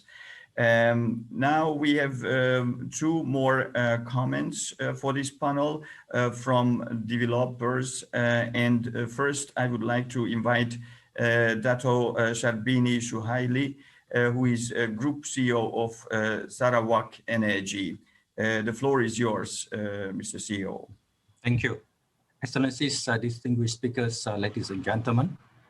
Thank you for inviting Sarawak Energy to share our experience in this session. Sarawak Energy is a vertically integrated energy development and power utility company, and we are currently Malaysia's largest renewable energy provider. I believe that for governments to continue promoting the uptake of renewable energy under the current challenging environment, it is essential to have a clear vision and set of targets that everyone can work towards, and ensuring that there is room for all parties and stakeholders to be part of that discussion. Effective collaboration is necessary, bringing the public and private sectors, communities, the media, and civil society. There's a lot that can be learned from Sarawak's experience in terms of our renewable energy development strategy to achieve socio-economic prosperity for the state. The Sarawak state government takes a holistic long-term view in addressing energy security, climate change, and a sustainable future. It launched the Sarawak Corridor of Renewable Energy in 2008 to achieve high income status by 2030 by harnessing Sarawak's rich hydropower resources to attract investment from energy-intensive industries through low carbon and regionally competitive electricity tariffs. Over the last 10 years, our generation mix changed from 92% hydrocarbons in 2010 to over 70% renewable hydropower today, reducing our grid carbon footprint by close to 77%. So that's within a period of 10 years. We also diversifying into other renewables such as solar, and we are investing in Sarawak's first large-scale floating solar plant on our hydro lake as we speak. And we provide the off-grid communities with renewables and renewable power through solar hybrids as well as mini or micro hydro. Sarawak Energy has as well been entrusted by the Sarawak government to lead a feasibility study on application of hydrogen and fuel cell research, and subsequently establishing the first integrated hydrogen production plant and refueling station in Southeast Asia, through which we are researching into hydrogen's potential for a green transportation system, as well as energy storage in Sarawak, and to harness the abundant renewable hydropower to produce green hydrogen and become a significant player in the global hydrogen chain. The year 2020 and the current crisis provides a new set of challenges as well as opportunities. The Sarawak Economic Action Council was formed this year by our Chief Minister to develop strategies, policies, and roadmap to accelerate Sarawak economic growth despite the current challenges. 14 sectors have been identified. Under the renewable energy sector, which I lead, we aim to reduce CO2 emissions by 600,000 tons per annum via electrification of transportation sector in Sarawak by 2030, and put in place more collaborative multi-sector efforts to further progress the green agenda in the state and the region. So as you can see, Sarawak is ahead of the curve. We have a strategy, a blueprint, identified players and potential markets, and are growing our understanding on what we need to do. Governments all over the world would do well to support the development of renewable energy through a series of measures, incentives, and renewable energy targeted policies, like what we're doing in the state of Sarawak. Thank you very much, Excellency. Thank you very much, Mr. Suhaili, for sharing your experience with us. And last but not least, I would like to invite Mr. Frank Puan, who is CEO and Executive Director of SunSeap, to provide your comments. The floor is yours. Thank you, Excellency. I'm representing SunSeap. We are active solar developer and clean energy provider in 12 markets across Asia. So I want to share our perspective from a solar developer, from a private enterprise approach in an urban environment like Singapore. So as you know, Singapore has a very limited land. So we completed roughly about 200 megawatts out of that 350 megawatts in Singapore so far, of which actually this is done across thousands of buildings, right? Because we have very little land available. In fact, our latest endeavor, we actually signed a deal with the likes of Facebook to provide clean energy for them, over 100 megawatts watt peak. This is across 1,200 buildings. So we have very limited area, and that forced us to look into areas, alternate areas, also like the coastal waters as well as reservoirs.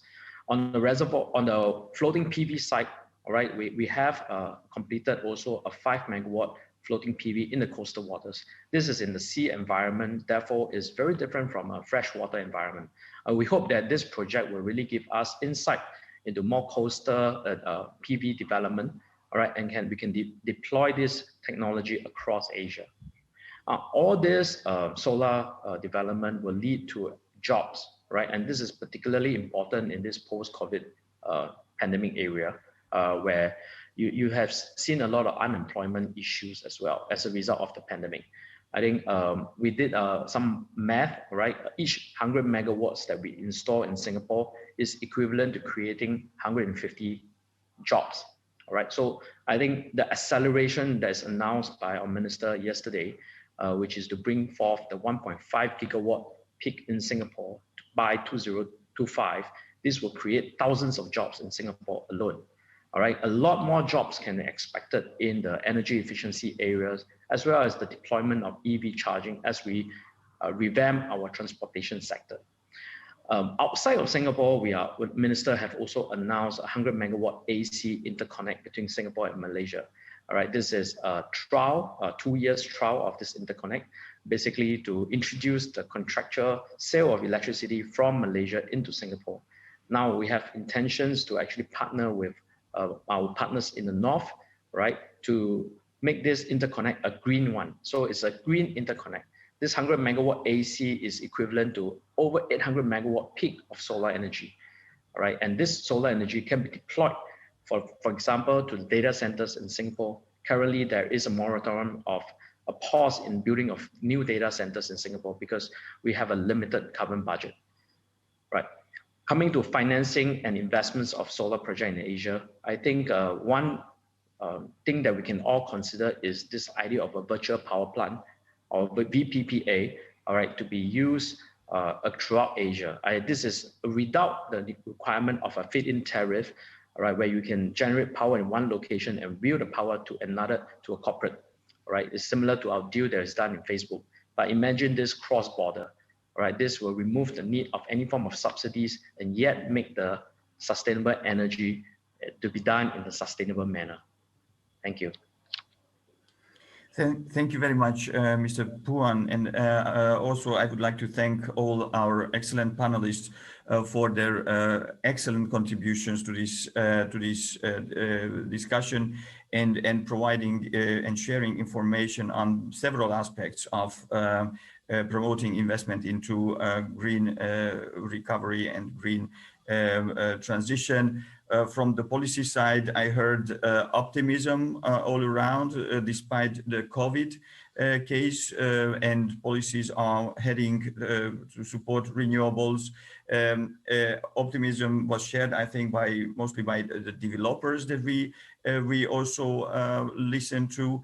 And I have to comment that we see an unprecedented wave of innovation that we need to implement in order to support this transition towards greener and climate-friendly energy sector in everywhere. So I think this altogether will provide for a very good basis to move ahead. I think the caution that was mentioned, and also the good examples and the financial aspect of this transition and investment wave is also remarkable. We heard the importance of public-private partnerships and the role of foreign direct investment in financing these projects. But also heard that this is a time with low returns to invest this very capital-intensive sector and very capital-intensive activities. There is no more room for summary. Thank you very much again for your excellent contributions, and I will now hand over to the MC. Thank you. Thank you, Your Excellency, for moderating the session. We will now proceed to Session 2, Developing Resilient and Flexible Power Systems. This session discusses the critical role of enhancing resiliency and flexibility in our power systems against physical disruptions, supply shocks, and digital threats. Without further ado, I would like to invite Mr. Keisuke Sadamori, Director, Energy Markets and Security, International Energy Agency, to moderate the session. Mr. Sadamori, please.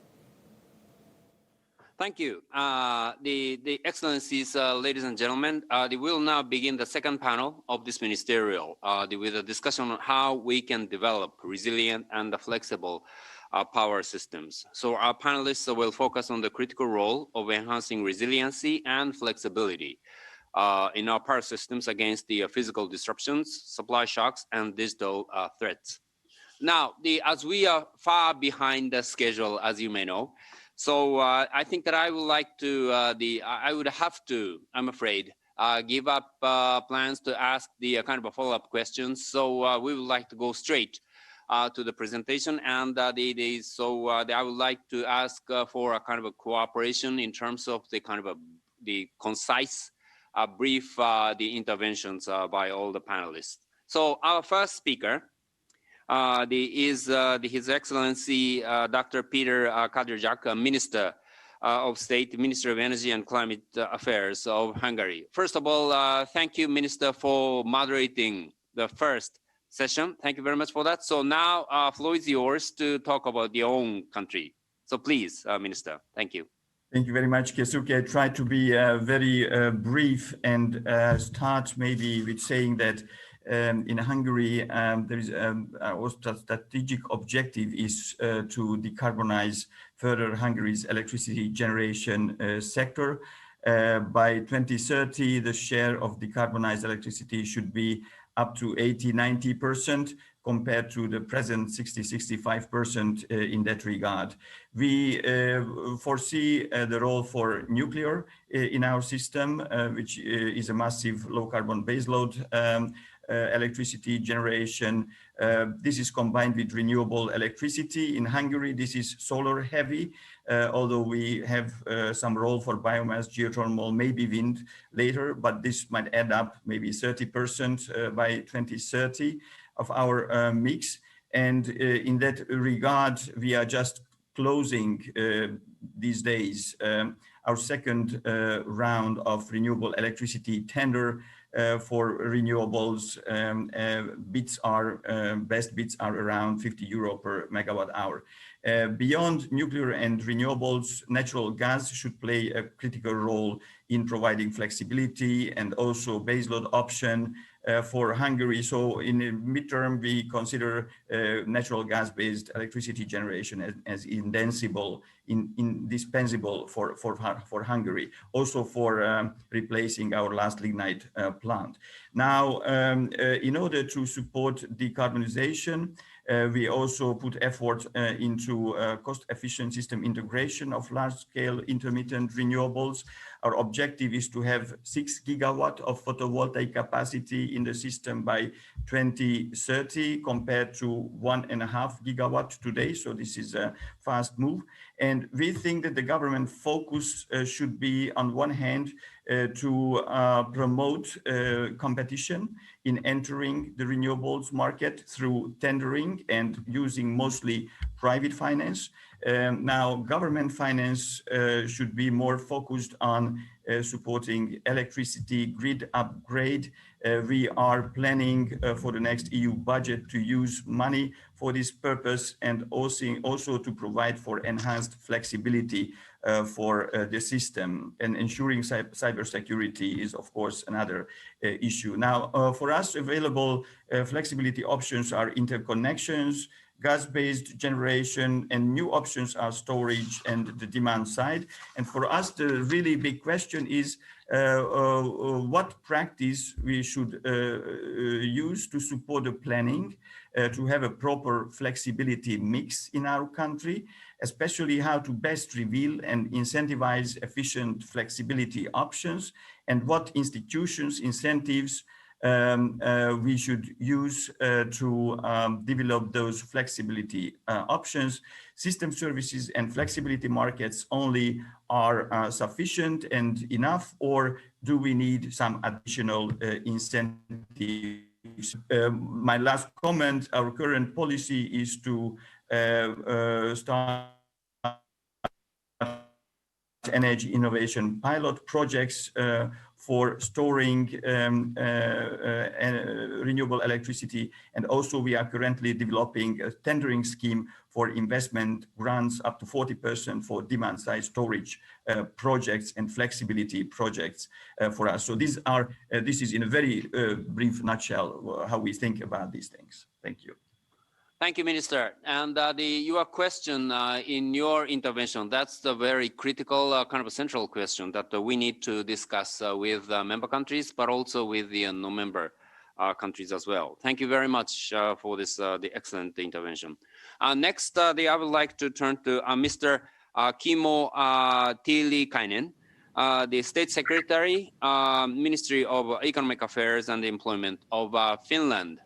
So, Secretary, floor is yours. Thank you. Thank you, Mr. Chair. Dear ministers, colleagues, ladies and gentlemen, it's nice to virtually see you all today. First of all, I would like to thank the government of Singapore and the IEA for organizing this topical and timely ministerial conference. Dear colleagues, we have faced a massive challenge by COVID-19 for our societies. Advancing clean energy together is something what can help us in recovering from the crisis. Now it's time to invest in clean options to boost our economy and to achieve other long-term goals, such as the objectives of the Paris Agreement.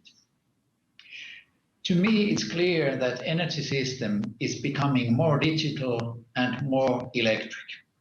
Demand of electricity will rise significantly when heating and industry get electrified. One might say that renewable electricity is the new oil for our economies.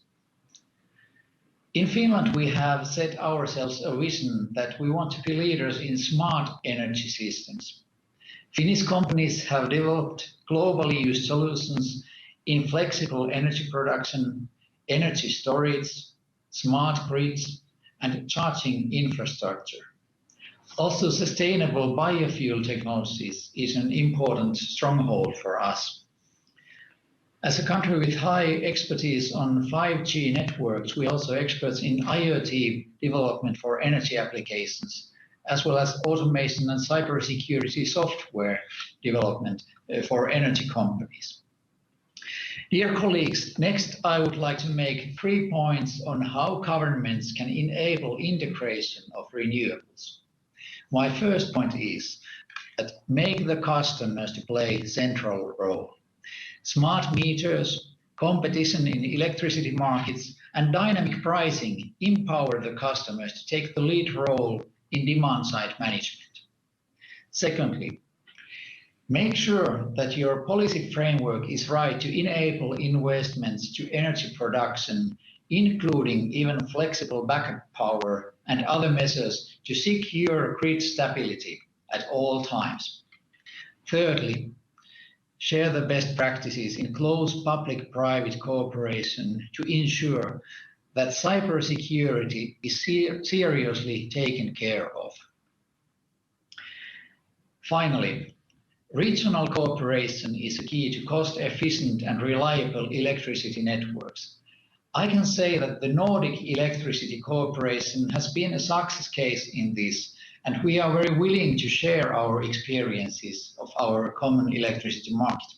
Therefore, I would like to take this opportunity to invite you all to follow virtually excellent Nordic events during Singapore Energy Week 2020. Tomorrow at ASEAN Clean Energy Summit, there will be a panel discussions on lessons from Nordic regional energy system cooperation. And on Thursday, Nordic Green Conference will also focus on electricity integration of renewables. I thank you all and wish you an excellent Singapore Energy Week. Thank you.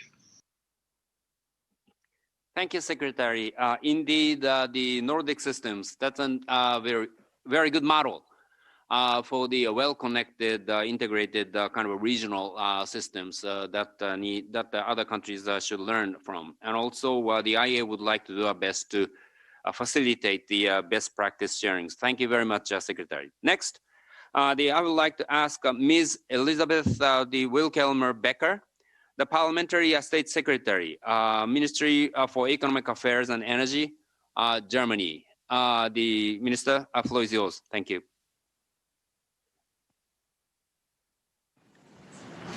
Dear ministers, dear colleagues, thank you for organizing this second edition of our conference.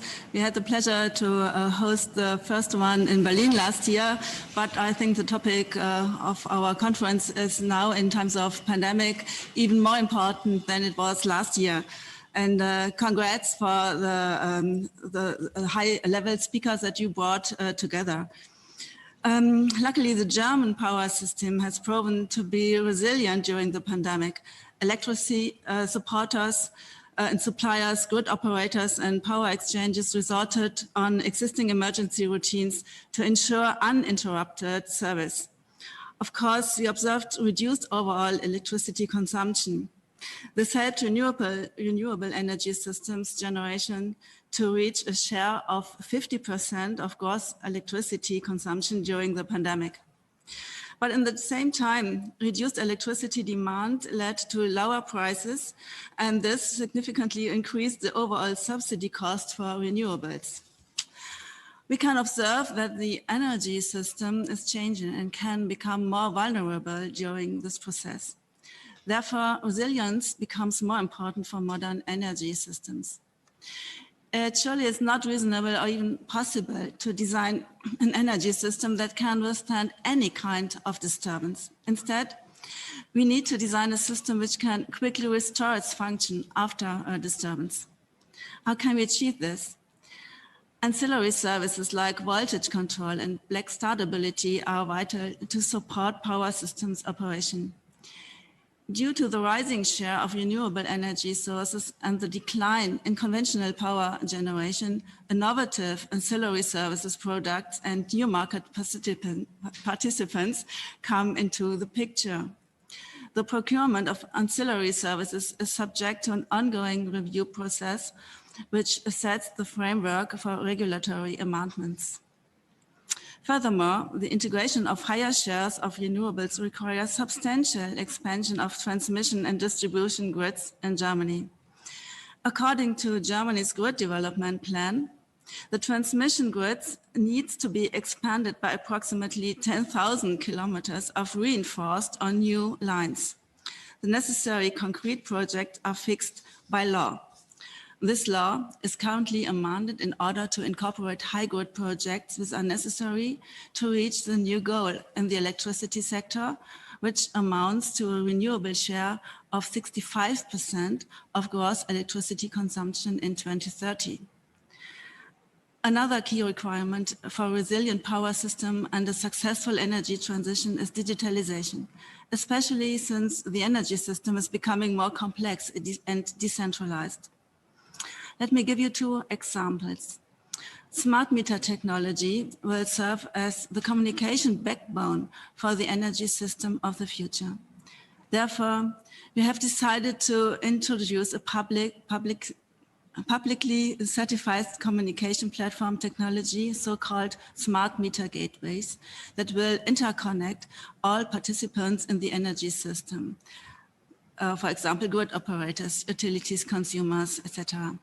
Smart meter gateways ensure the secure integration of meters and technology device in a smart energy system. Furthermore, Cutting-edge technologies such as artificial intelligence or blockchain will also play a vital role for managing the future energy system. Thus, we have founded the Future Energy Lab at the Germany Energy Agency in order to pilot the application of new technologies together with market partners. So let me finish in a short assessment of the past months, even if in our view it might still be a bit early to discuss possible lessons learned as the pandemic is not yet overcome. We have seen that the supply within the EU due to COVID-19 has not been disrupted. Preserving essential transport flows within the energy supply chain is also a key importance, and cybersecurity becomes essential when more and more people work remotely. So far from Germany in a nutshell. Thank you very much. Thank you, Minister, for excellent intervention. And I would like to thank here for the leadership of Germany in leading the renewable the deployments, and also to be the first host of this system integration renewable ministerial process. Thank you very much, Minister. Next, I would like to turn from European countries to Asia region. So our next speaker is Mr. Yasumasa Nagasaka, State Minister, Ministry of Economy, Trade and Industry of Japan. Minister Nagasaka, floor is yours. Well, thank you very much, Mr. Chairman. I am Nagasaka, State Minister of Economy, Trade and Industry of Japan. May I introduce to you Japan's latest response to resilient and flexible power system. Yesterday, Japan's Prime Minister Suga stated the aim to achieve carbon neutral by 2050. In building a flexible power system, renewables are needed, and we need a system that integrates more renewables. But there is a grid constraint is a big issue, which is no unused capacity left in the grid. And currently in Japan, Japanese version of Connect and Manage is being worked out to make maximum use out of existing grid. For example, for non-firm connection, which is to offer earlier grid access in exchange for curtailment in time of transmission congestion. The work is now underway to apply this notion nationwide within next year. However, under the current first-come, first-served basis rule, in time of grid congestion, coal-fired generation might get priority as it was connected earlier, so that renewables which was non-firm connected might be subject to curtailment. To resolve this issue, comprehensive review is underway to look into use rule of major transmission lines. IEA's World Energy Outlook published this month points to the importance of grid investment for decarbonization, as well as the importance of transmission operators to secure revenue and remuneration. At the previous Diet session, electricity business law was revised. To secure necessary investment and to suppress the cost as much as possible, revenue cap system was introduced to new wheeling fee schedule. For strengthening the resilience of the grid in the said revised law, it was clarified that Organization for Cross-Regional Coordination of Transmission Operators will take on the role of formulating master plan and obligating general transmission and distribution operators to formulate a disaster cooperation plan for prompt and efficient responses in time of disasters.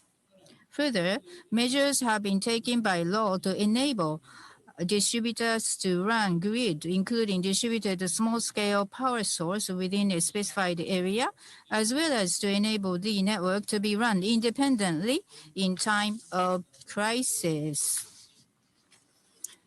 In expanding the integration of renewables, in addition to the transmission and distribution, to respond to the supply which exceeds the demand, the storage batteries and other storage technologies such as hydrogen will become important as well. Therefore, as they adjust for power supply and demand and emerging power sources, storage batteries will be introduced. Lastly, for globally promoting clean energy transition, international cooperation is indispensable.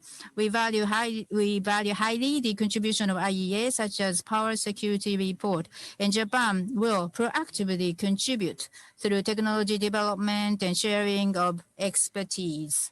Thank you very much. Thank you, Minister, for introducing a very specific concrete actions to enhance the resilience of the power systems in Japan. Thank you very much for that. Next is Mr. Sinava Sophanovuong, the Vice Minister of Energy and Mines from the Lao PDR. Today, it's my pleasure and honor for being a representative of Ministry of Energy and Mines, Lao PDR, attending the second Global Ministerial Conference on the System Integration of Renewables, which is part of Singapore International Energy Week through online platform. Excellencies, ladies and gentlemen, the social economic development of Lao PDR is heavily relied on natural resources to accelerate economic growth and reduce poverty. The government of Laos has focused on the sustainable development as a key issue and always flagged the importance of sustainable energy development. Previously, Laos have cooperated with international organizations, particularly Global Green Growth Institute, in collaborating for identified strategy of greenhouse gas reduction, and also work with UN ESCAPE in creating the roadmap of Lao PDR in achieving SDG 7 and target to reduce greenhouse gas emission.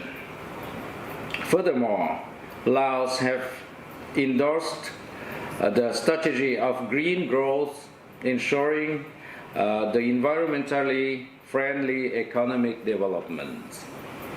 Distinguished guests, to engage with green growth direction, the energy sector has identified the development of hydropower as the key potential resource of the country.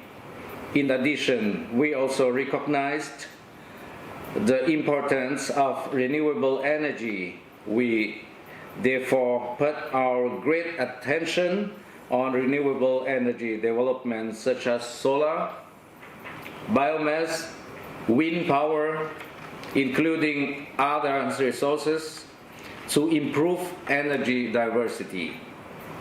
In our 9th five-year sectoral development plan from 2021-25, we also set our target to promote the clean energy consumption into the transport sector and to develop the charging station for electric vehicle for more than 100 stations throughout the country. Considering the government target of 30% electric vehicle sales by 2030. Further, we also look for possibility of using the surplus of energy in producing the green hydrogen and to put efforts on our A5 energy strategy is affordable, accessible, abundant, advanced, alternative energy. Ladies and gentlemen, beside the hydropower development, Lao PDR also prioritizes the safety improvement of the dams giving the great efforts in management, administration, work, and the water management in each hydropower plant. According to the dam's inspection plan, we was conducted dam safety inspection for 55 projects of large dams to ensure the safety of the hydropower management and minimize the impact on the environment. To this end, on behalf of Ministry of Energy and Mines, again, I'd like to sincere thanks to all distinguished guests, ladies and gentlemen, for happiness, healthy, and stay safe from COVID-19 pandemic and success in all aspects of life. Wish you the best of luck. Khop Chai. Thank you. Thank you. Our next speaker is Mr. Yu Kim Maung Win, Deputy Minister for Electricity and Energy of Myanmar. Minister, floor is yours. Mingalava, and good afternoon, Excellency, Ministers, and distinguished delegates from across the world. Ladies and gentlemen, on behalf of Ministry of Electricity and Energy of Myanmar, I would like to extend our kind regard to the government of the Singapore and the organizer of this SIEW 2020.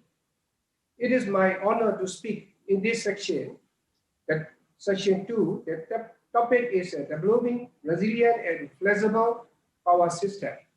So electricity supply is a vital role for the economic development for all nations, and the electricity supply chain comprises of generation, transmission, and distribution, and end user services rely on the operation of all these upstream components. System operators have to face the fluctuation of voltage and frequency, even in daily operation of the power systems. The operators need to make decisions and pay quick response to the power system to be balanced and stable, especially they manage frequency and voltage regulations. So at present, and Myanmar power grid only 3,800 megawatt supply to the whole grid. Hydropower is a 49%, thermal power is a 50%, and solar power is only 1%. So among them, the thermal power is base load and electricity. Demand is increasing about 500 megawatt, 15% annually.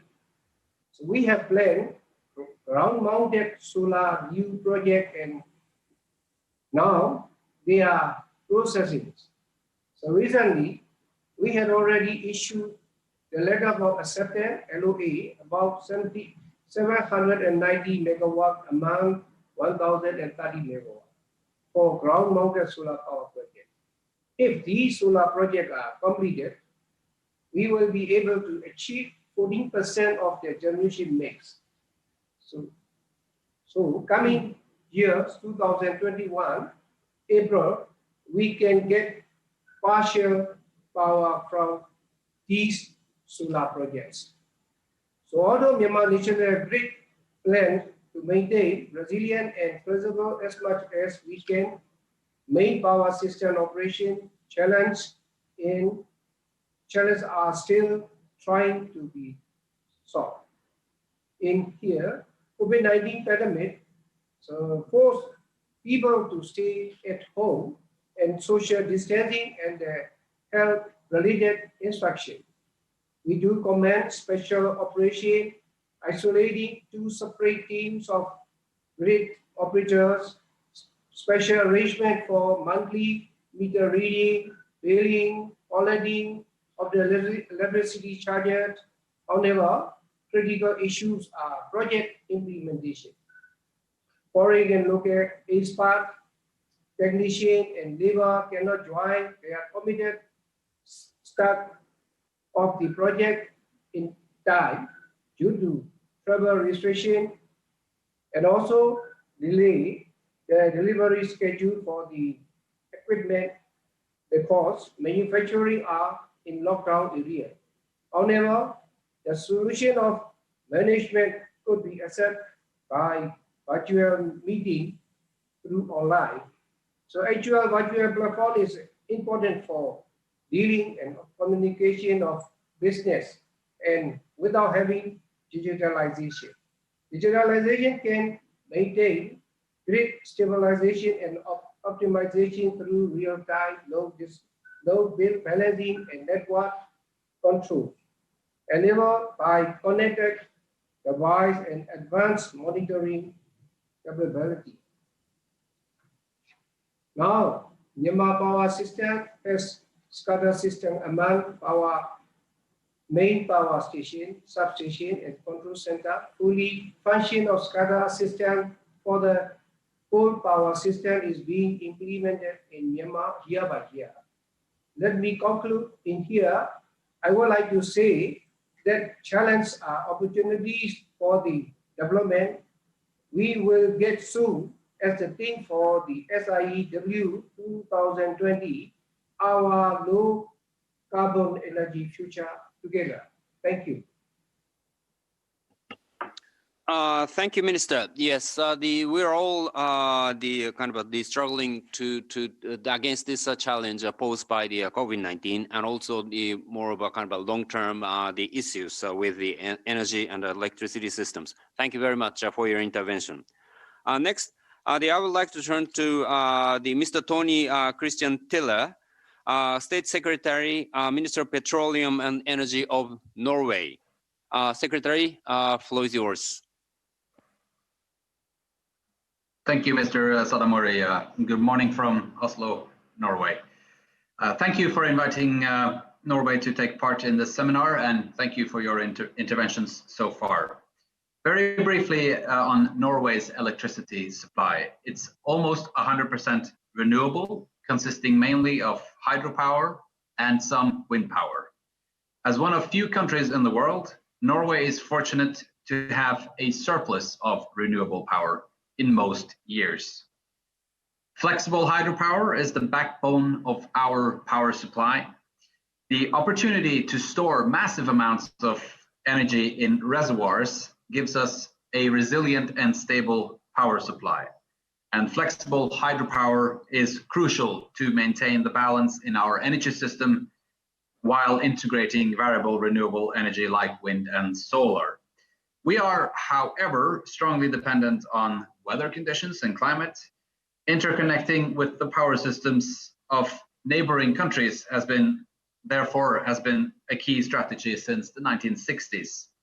This provides us with increased flexibility and a security of supply. We have two new interconnectors, one to Germany and another to the UK, currently scheduled for completion in 2020 and 2021. Making our flexibility and security of supply even more robust. In Norway, electricity is the dominating energy carrier in households, services, and industry. The share of electricity in our transportation system is also growing rapidly. This year, almost 50% of new passenger car sales have been electric vehicles. Simultaneously, charging of electric cars is a challenge to the grid that we are working on. Smart meters, which was recently rolled out to every household in Norway, in combination with smart charging system, is helping to mitigate these issues. I'm also proud to see how electrification of transport creates new opportunities for our export industries, contributing to energy transition in other countries. One example is the Norwegian company Zaptec, who exports advanced charging systems for electric vehicles. And we have an organization called Norwegian Energy Partners that promote Norwegian energy companies abroad, and urge you to take a look at them. Now, while pursuing our ambitions for further electrification, we must keep in mind the underlying foundation for this transition: a flexible, renewable, and efficient power system, and a well-developed and strong grid. Thank you for your attention. Thank you very much, the Secretary. Yes, indeed, the 100% renewables with the kind of flexibility. It's really kind of an envious situation. Very good. Let me turn to the United States. His Excellency Theodore J. Garish, the Assistant Secretary for Office of International Affairs of the Department of Energy of the United States. So Ted, floor is yours. Thank you. Thank you, Kisuke. Appreciate being here, and really an honor to work with two organizations very respected around the world, IEA and EMA, that I've worked with in the past. We're here to talk about resiliency, and that means we need to deal with renewable intermittency, those times when the sun doesn't shine and the wind doesn't blow. The US has a very large amount of renewables in its system now. And if I can, in the interest of time, let me just go to two quick points that I would like to really emphasize here. And that is, the first, we still need adequate baseload power properly compensated. And I'd just like to talk for a second about the experience we've recently had in our state of California. California was going to go to 100% renewables and rely on neighboring states to provide additional electricity when needed. But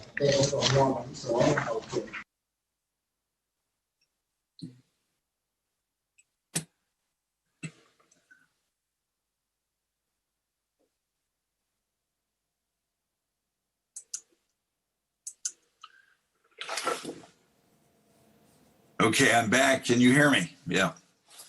Yeah. Yes, please. California was in the process of relying 100% of renewables, but during the very hot summer, when peak demand required electricity for air conditioning, California was unable to get electricity from neighboring states. And they had rolling blackouts, which this really demonstrated the need for baseload power. And I think that that's one of the important elements that we need to remain in our system, and they need to be adequately compensated for periods when we do not have the renewables that we need. The second thing is we need to have demand response to cut the peaks for renewables when we have high demand of electricity. Demand response really requires several things. The first is really full digitalization, universal metering, time of day charges, incentives for consumers to reduce their loads, innovation through batteries, potentially even electric vehicles that are now being considered when they're recharging at home or at offices to be used for the overall process. So in the United States, innovation in batteries is very key. Our national labs are working and very involved in innovation moving forward in this sector. So our labs stand ready to work with other countries as they deal with these problems. And we look forward to beginning to solve our intermittency issues, and through both a combination of baseload and full digitalization. Those are the two elements that I would just like to emphasize today for your discussions. Kisuke, thank you for the opportunity to appear here today. I really appreciate it, and good luck to all, and stay healthy. Thank you, Ted. Yes, a lot of the new technology efforts are going on, but I think that for a while, it is very important to maintain this kind of a dispatchable generation capacity to maintain the stability of the system. Thank you very much for the good points. Our next speaker is Mr. P.K. Pujari, Chairman of the Central Electricity Regulatory Commission of India. Mr. Pujari, floor is yours. Thank you and good afternoon. As mentioned by all the previous speakers, our system around the globe are changing rapidly due to a combination of technological, social, meteorological, and economic drivers. These changes highlight the greater need for flexibility and resilience in the energy system. Indian power system has been predominantly coal-based thermal generation with limited hydro and gas-based generation. However, with the commissioning of about 70 gigawatt of renewable generation, the generation mix has changed, but still with marginal hydro and gas-based generation. Thus, the risks and constraints associated with the need for greater flexibility and resilience in the power system in India stems from variability of renewables and inflexibility of the existing thermal fleet of generators in the absence of any significant hydro or gas-based generation. Therefore, the options available are, apart from making the existing fleet of thermal power plants as flexible as possible, demand-side management, storage systems, ERs, and international interconnections with the neighboring countries who have substantial hydro potential.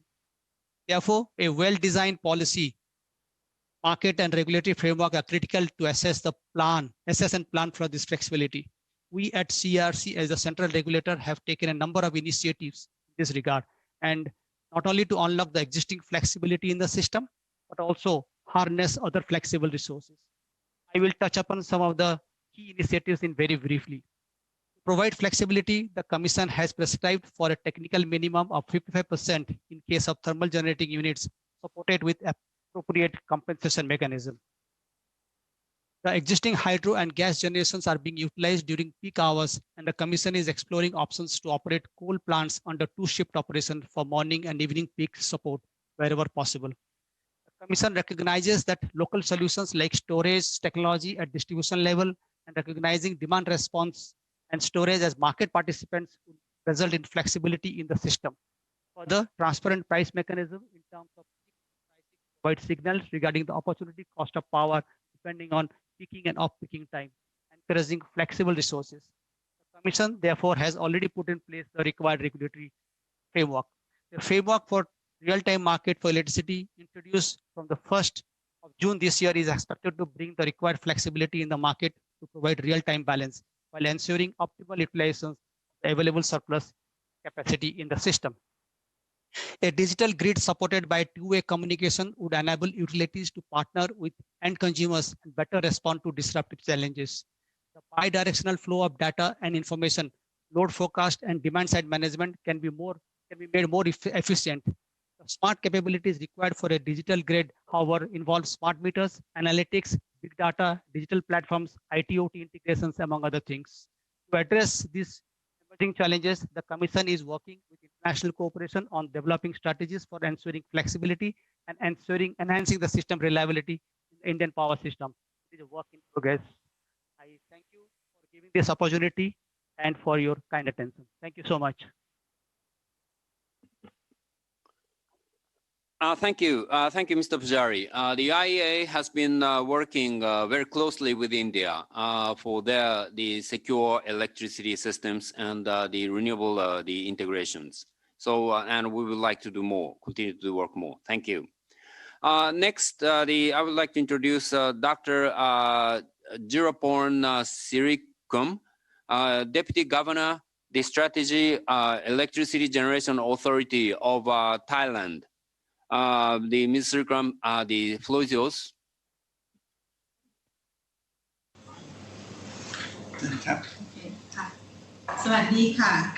Good afternoon, His Excellency, distinguished delegates, ladies and gentlemen.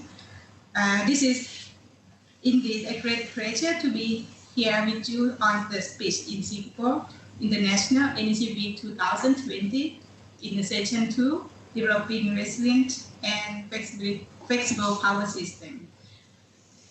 I would like to take this opportunity to have the speech today mainly covering the overview of latest Thailand Power Development Plan 2018. the digitalized power system and resilience from COVID-19 in Thailand context. Firstly, I would like to give you an overview of Thailand Power Development Plan, or we call PDP 2018. The PDP is a key plan to procure electricity and support national power demand by accommodate the growth of economic and population as well as national urbanization. The Ministry of Energy of Thailand, together with Electricity Generating Authority of Thailand, or EGAT, and related organizations have formulated the latest Power Development Plan, the PDP 2018, applied for the year 2018 to the year 2037. With the planning horizon was in the line of 20 years of Thailand national strategy. Additionally, the PDP 2018 Revision 1 have just passed the cabinet resolution by last week. Secondly, may I draw your attention to the three key principles of Thailand to PDP 2018, which are energy security, economic equality, and environmental friendly. In the first principle, on the top of energy security, the PDP has emphasized in power system security, including generation, transmission, and distribution. In the area of accommodating the increasing power demand in the region and national level to have adequate power plans for energy security.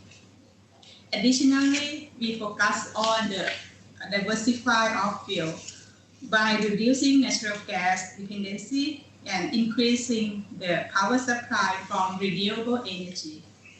In the second principle, we focus on the economic. The formulation of PDP 2018 was implemented in priority given to the lowest generation cost to reduce the power consumer burden and not higher long-term country economic competitiveness. In the third principles on ecology and environmental friendly, the PDP 2018 we was consider the increase of proportion of generated electricity from renewable energy, which is in the line with we have the special plan we call Alternative Energy Development Plan for renewable energy plan. Additionally, by the plan we also promote the energy efficiency in both generation and consumption by introducing demand response or other distributed generation for the energy efficiency.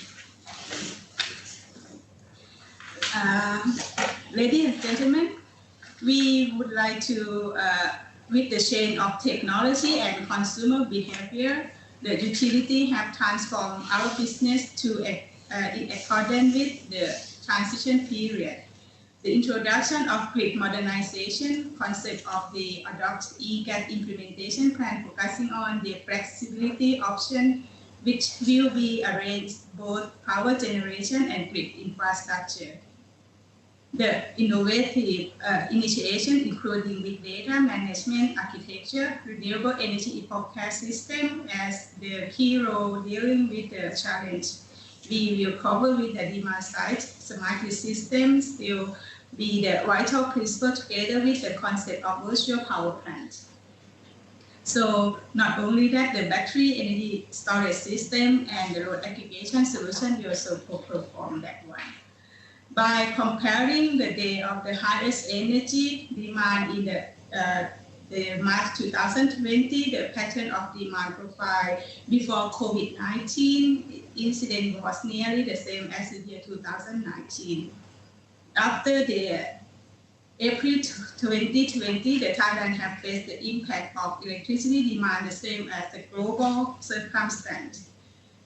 The pattern of load profile different from the year 2019. We also, because of the worker, they are work from home, so it's caused the reduction of power demand.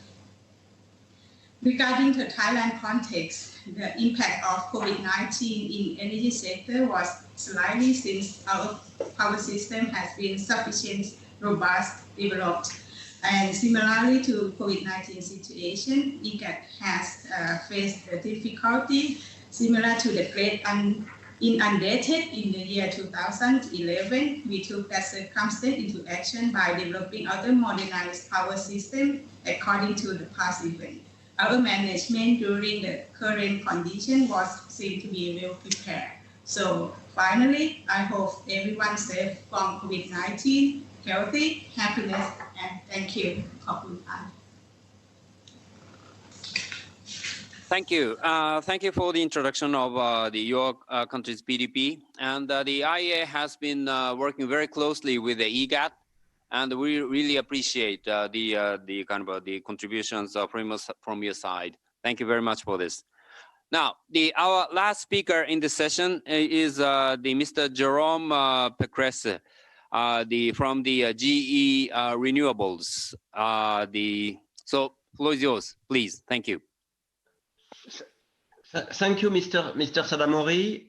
I'm really honored to be here, and I'd like to thank the IEA for letting me share our views at General Electric on how the energy system have evolved, its impact on the grid, and our recommendations for the creation of a more resilient and flexible power system. Let me start by reminding you about the trends driving the energy transformation that you see on the right and which you are familiar with. Firstly, decarbonization. We all know that thanks to regulation and incentives, along with innovation in technology, we have seen a massive acceleration in the adoption of renewable energy in recent years. By 2030, renewable energy is expected to account for 30% of all electricity generated. At the same time, we are seeing an increase in electrification, including of the heating and transportation sectors. And the third trend driving the energy transformation is decentralization. Thanks to new technologies, such as solar panels and battery storage, we are now able to produce and store energy closer to where we consume it, giving rise to the term prosumers. As a result of these trends, the grid system needs to be even more resilient and more flexible. And to do so, we need to take collectively action in three main areas that you see on the right. The first one is digitalization. It will help us to improve the reliability of the grid through access to real-time information and remote management. We are seeing today more and more interest from utility companies for all things digital can provide, from digital substations to digital asset lifetime maintenance service solutions for more grid flexibility. And we are investing also in digital solutions for connecting better wind energy and any type of solar energy into the grid. The second pillar has to be the needed reinforcement into the grid infrastructure. We all know that investment in the grid network will also be key, and it has been said a few times this morning. Around 80% more transmission and distribution lines are needed in the next decade compared to the last 10 years to improve the dispatchability and integration of renewables. Some examples have been given today by ministers and are encouraging, particularly for grid connecting different national grids together. This being said, the financial health of many utilities, especially in developing economies, has worsened as a result of the COVID crisis. And this means that electricity grids could prove to be the weak link in the transformation of the power sector. This can be the case in Asia, it can be the case elsewhere, and it would have major implications for the reliability and security of the world electricity supply. Lastly, regulation and policies. Finally, we need regulation and policies to accelerate the decarbonization of the energy system while respecting the trilemma of affordability, reliability, and sustainability. We need to boost investments and planning decisions for renewable energy and the grid that leverage also hybridizations, storage, and hydro power for an efficient decarbonization. At the same time, We need to adapt the grid codes and the market design for the optimal integration of renewables and to leverage innovative technology and reveal the value of flexibility. So to summarize, digitalizations, investment in the grid network, and better regulations will be key to a resilient and flexible grid in the future. Thank you. Thank you. Thank you, Jerome. I think this was an excellent summary of the discussion of this session, which made my life much easier. So without trying to kind of summarize this event, I would like to immediately turn the microphone to the MC for the final session of this ministerial. And thank you very much for all the panelists for the excellent intervention and discussions. Thank you very much for this. Thank you, Mr. Sadamori, for moderating the session. Excellencies, I would like to now invite His Excellency Arifin Tasrif, Minister of Energy and Mineral Resources, Indonesia, to deliver the closing address. Your Excellency, please. Thank you. Excellency Ministers, Executive Director of International Energy Agency, Chairman of Energy Market Authority of Singapore, honorable speakers, distinguished guests, ladies and gentlemen, selamat sore, good afternoon. Energy is crucial to support the economic development, and its management should serve as the backbone of our economic growth and stability. An adequate and reliable energy supply is necessary to maintain essential services, particularly in the time of crisis as today. As an archipelagic country with more than 17,000 islands, Indonesia has several electricity systems to facilitate supervision of the electricity condition around the country. At present, Indonesia consists of 38 major systems and small systems that surround them. In high-density islands such as Java and Bali, the electricity system has become unified, or commonly called an interconnection system. To be able to actualize a resilient power system, we need energy locality, flexible power plant, and more interconnection. Due to economic limitation, as well as geographic conditions, the centralized electricity distribution system has not been able to cover all areas in Indonesia. By utilizing local renewable energy sources available in each region, microgrids can be used as a solution to create energy-independent regions for remote and frontier areas, and as the solution for the intermittent centralized grid systems. Microgrids are designed to achieve network flexibility and data processing capabilities. Flexibility is obtained through combination of various renewable energy sources, such as solar, wind, with a battery and diesel generator set connected to the central grid. More importantly, microgrids are also in line with the government's target to reduce carbon emissions and increase the share of renewable energy use. Indonesia has a total potential of more than 400 gigawatt renewables. However, the utilization of this potential is still low, only around 10 gigawatt. Our target is to reach 23% of renewables in energy mix in 2025. To increase the share of variable renewable energy, or VRE, in the power system, the government has started to include floating solar PV in conjunction with existing hydropower plant to mitigate the intermittency issue of the solar PV plant. The first project that has been developed is the floating solar PV plant on Cirata Hydropower, which was conducted with the tremendous support from the International Energy Agency. Honorable speakers, distinguished guests, ladies and gentlemen, renewable energy and digital technologies are two of strongest drivers for the ongoing energy transition. The whole system becomes increasingly interconnected as digital technology and cooperative business models facilitate and accelerate the energy transition. The ongoing energy transition leads to falling barriers, changing roles and markets, and the appearance of new players. Indonesia highly appreciates the many years of strong partnership and collaboration with the IEA in accelerating the energy transition in the country. In addition to numerous joint studies on renewable energy development, Indonesia and the IEA also just launched a new joint project on electricity and renewable energy, which aim to build a new flagship scheme to encourage private investment in renewables, as well as to enhance renewable integration to the power system operation. Besides developing national resilient power system, we also need to develop regional resilient power system. Indonesia has partnered with ASEAN member states to increase the security and resilience of electricity supply in the region through the ASEAN power grid. Indonesia also has abundant hydro, geothermal, and solar resources in Kalimantan, Sumatra, and other islands, which are located very closely to the neighboring countries of ASEAN.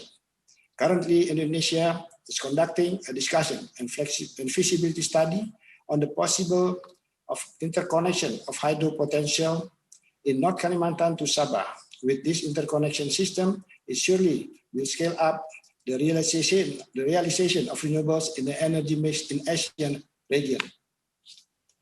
In addition to that, Indonesia and Malaysia, as the world's biggest palm oil producers, are the founding father of the Council Palm Oil Production Country, as well as the current members. The two countries recognize significant contribution of palm oil in various sectors, including energy. Taking the most benefit of these resources, Indonesia will continue the B30 program by conducting regularly monitoring and evaluation, facilitating the bottlenecking that might occur, enhancing infrastructure development, as well as ensuring sustainability of incentives. Indonesia also preparing comprehensive study for higher blending composition to B40, B50, and further develop green refinery green fuels program. Biodiesel utilization not only beneficial to help accomplish national targets of energy mix, but it is also aligned with the spirit of cooperation and inclusive growth of ASEAN. A secure, clean, and resilient power system is the goal of all countries. To achieve this goal, it requires joint efforts from all elements of the society. Today, we listen to various policies, views, as well as priorities, which are valuable insights in developing a clean energy future. My deepest appreciation to Energy Market Authority and International Energy Agency for the excellent organization of today's forum. Looking forward to work together with all of you to expedite renewables integrations and power system resilience nationally as well as globally. Thank you. Thank you, Your Excellency. To close the Ministerial Conference, I would like to invite Dr. Tan See Leng, Minister, Prime Minister's Office, Second Minister for Trade and Industry, Second Minister for Manpower, Singapore, to deliver his closing remarks. Minister, please. Thank you. Excellencies, Mr. Sadamori-san, ladies and gentlemen, it has been a pleasure to co-chair the third Ministerial Conference as part of the Singapore International Energy Week. I would like to thank all the ministers, all the industry leaders for your active participation and contribution to the discussions today.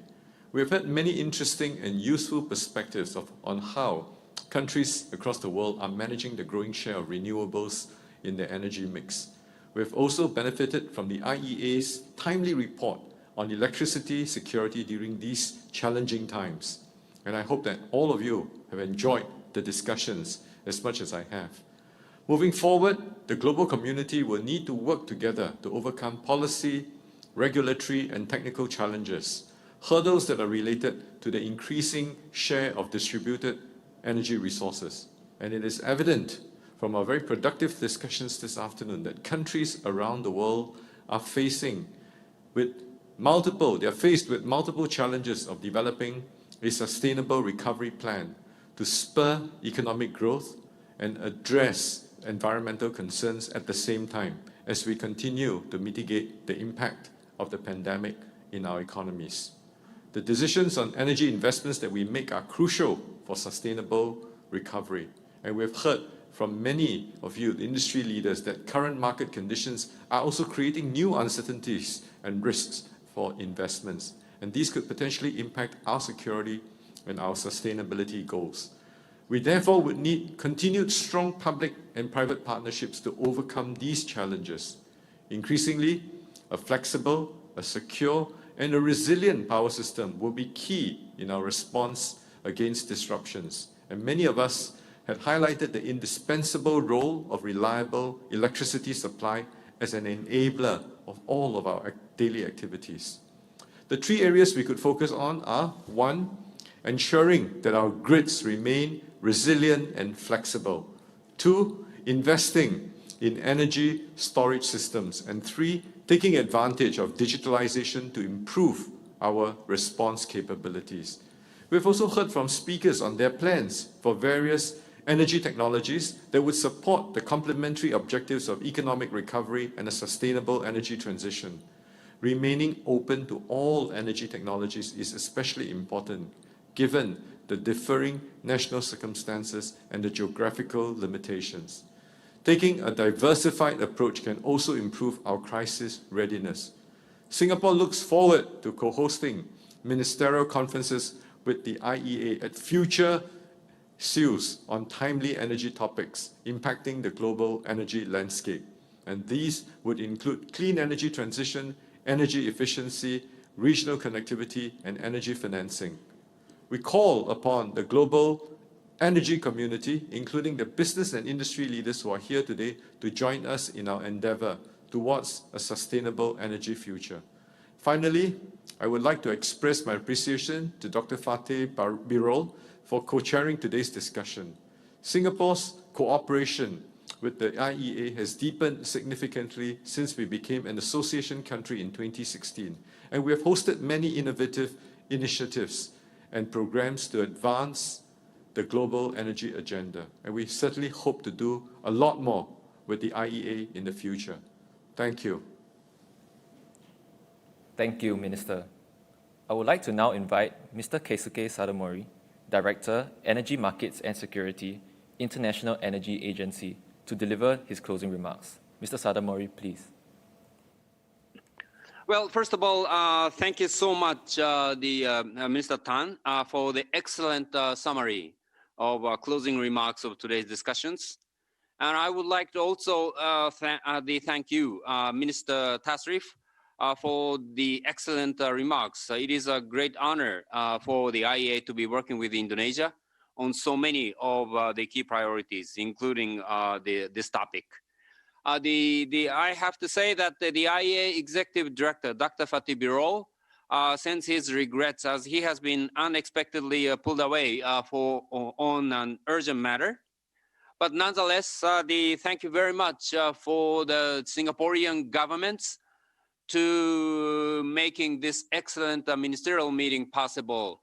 And thank you very much for the enormous amount of efforts paid by them. Thank you very much. And also thank you as well to all the participants, ministers, secretaries, and excellencies for the getting around this table and making an excellent discussions on this very important topic of renewable integration and electricity security. And IEA looks forward to seeing you all in the next system integration of renewable ministerial meeting next year, as announced by our executive director. So thank you very much. Thank you, Mr. Sadamori. Excellencies, we have now come to the end of the second Global Ministerial Conference on System Integration of Renewables. We would like to thank all the distinguished ministers and industry leaders for their support in making the conference a success. We welcome Excellencies to join us in the near future for other IEA conferences, as well as the Singapore International Energy Week 2021. Thank you and have a nice day.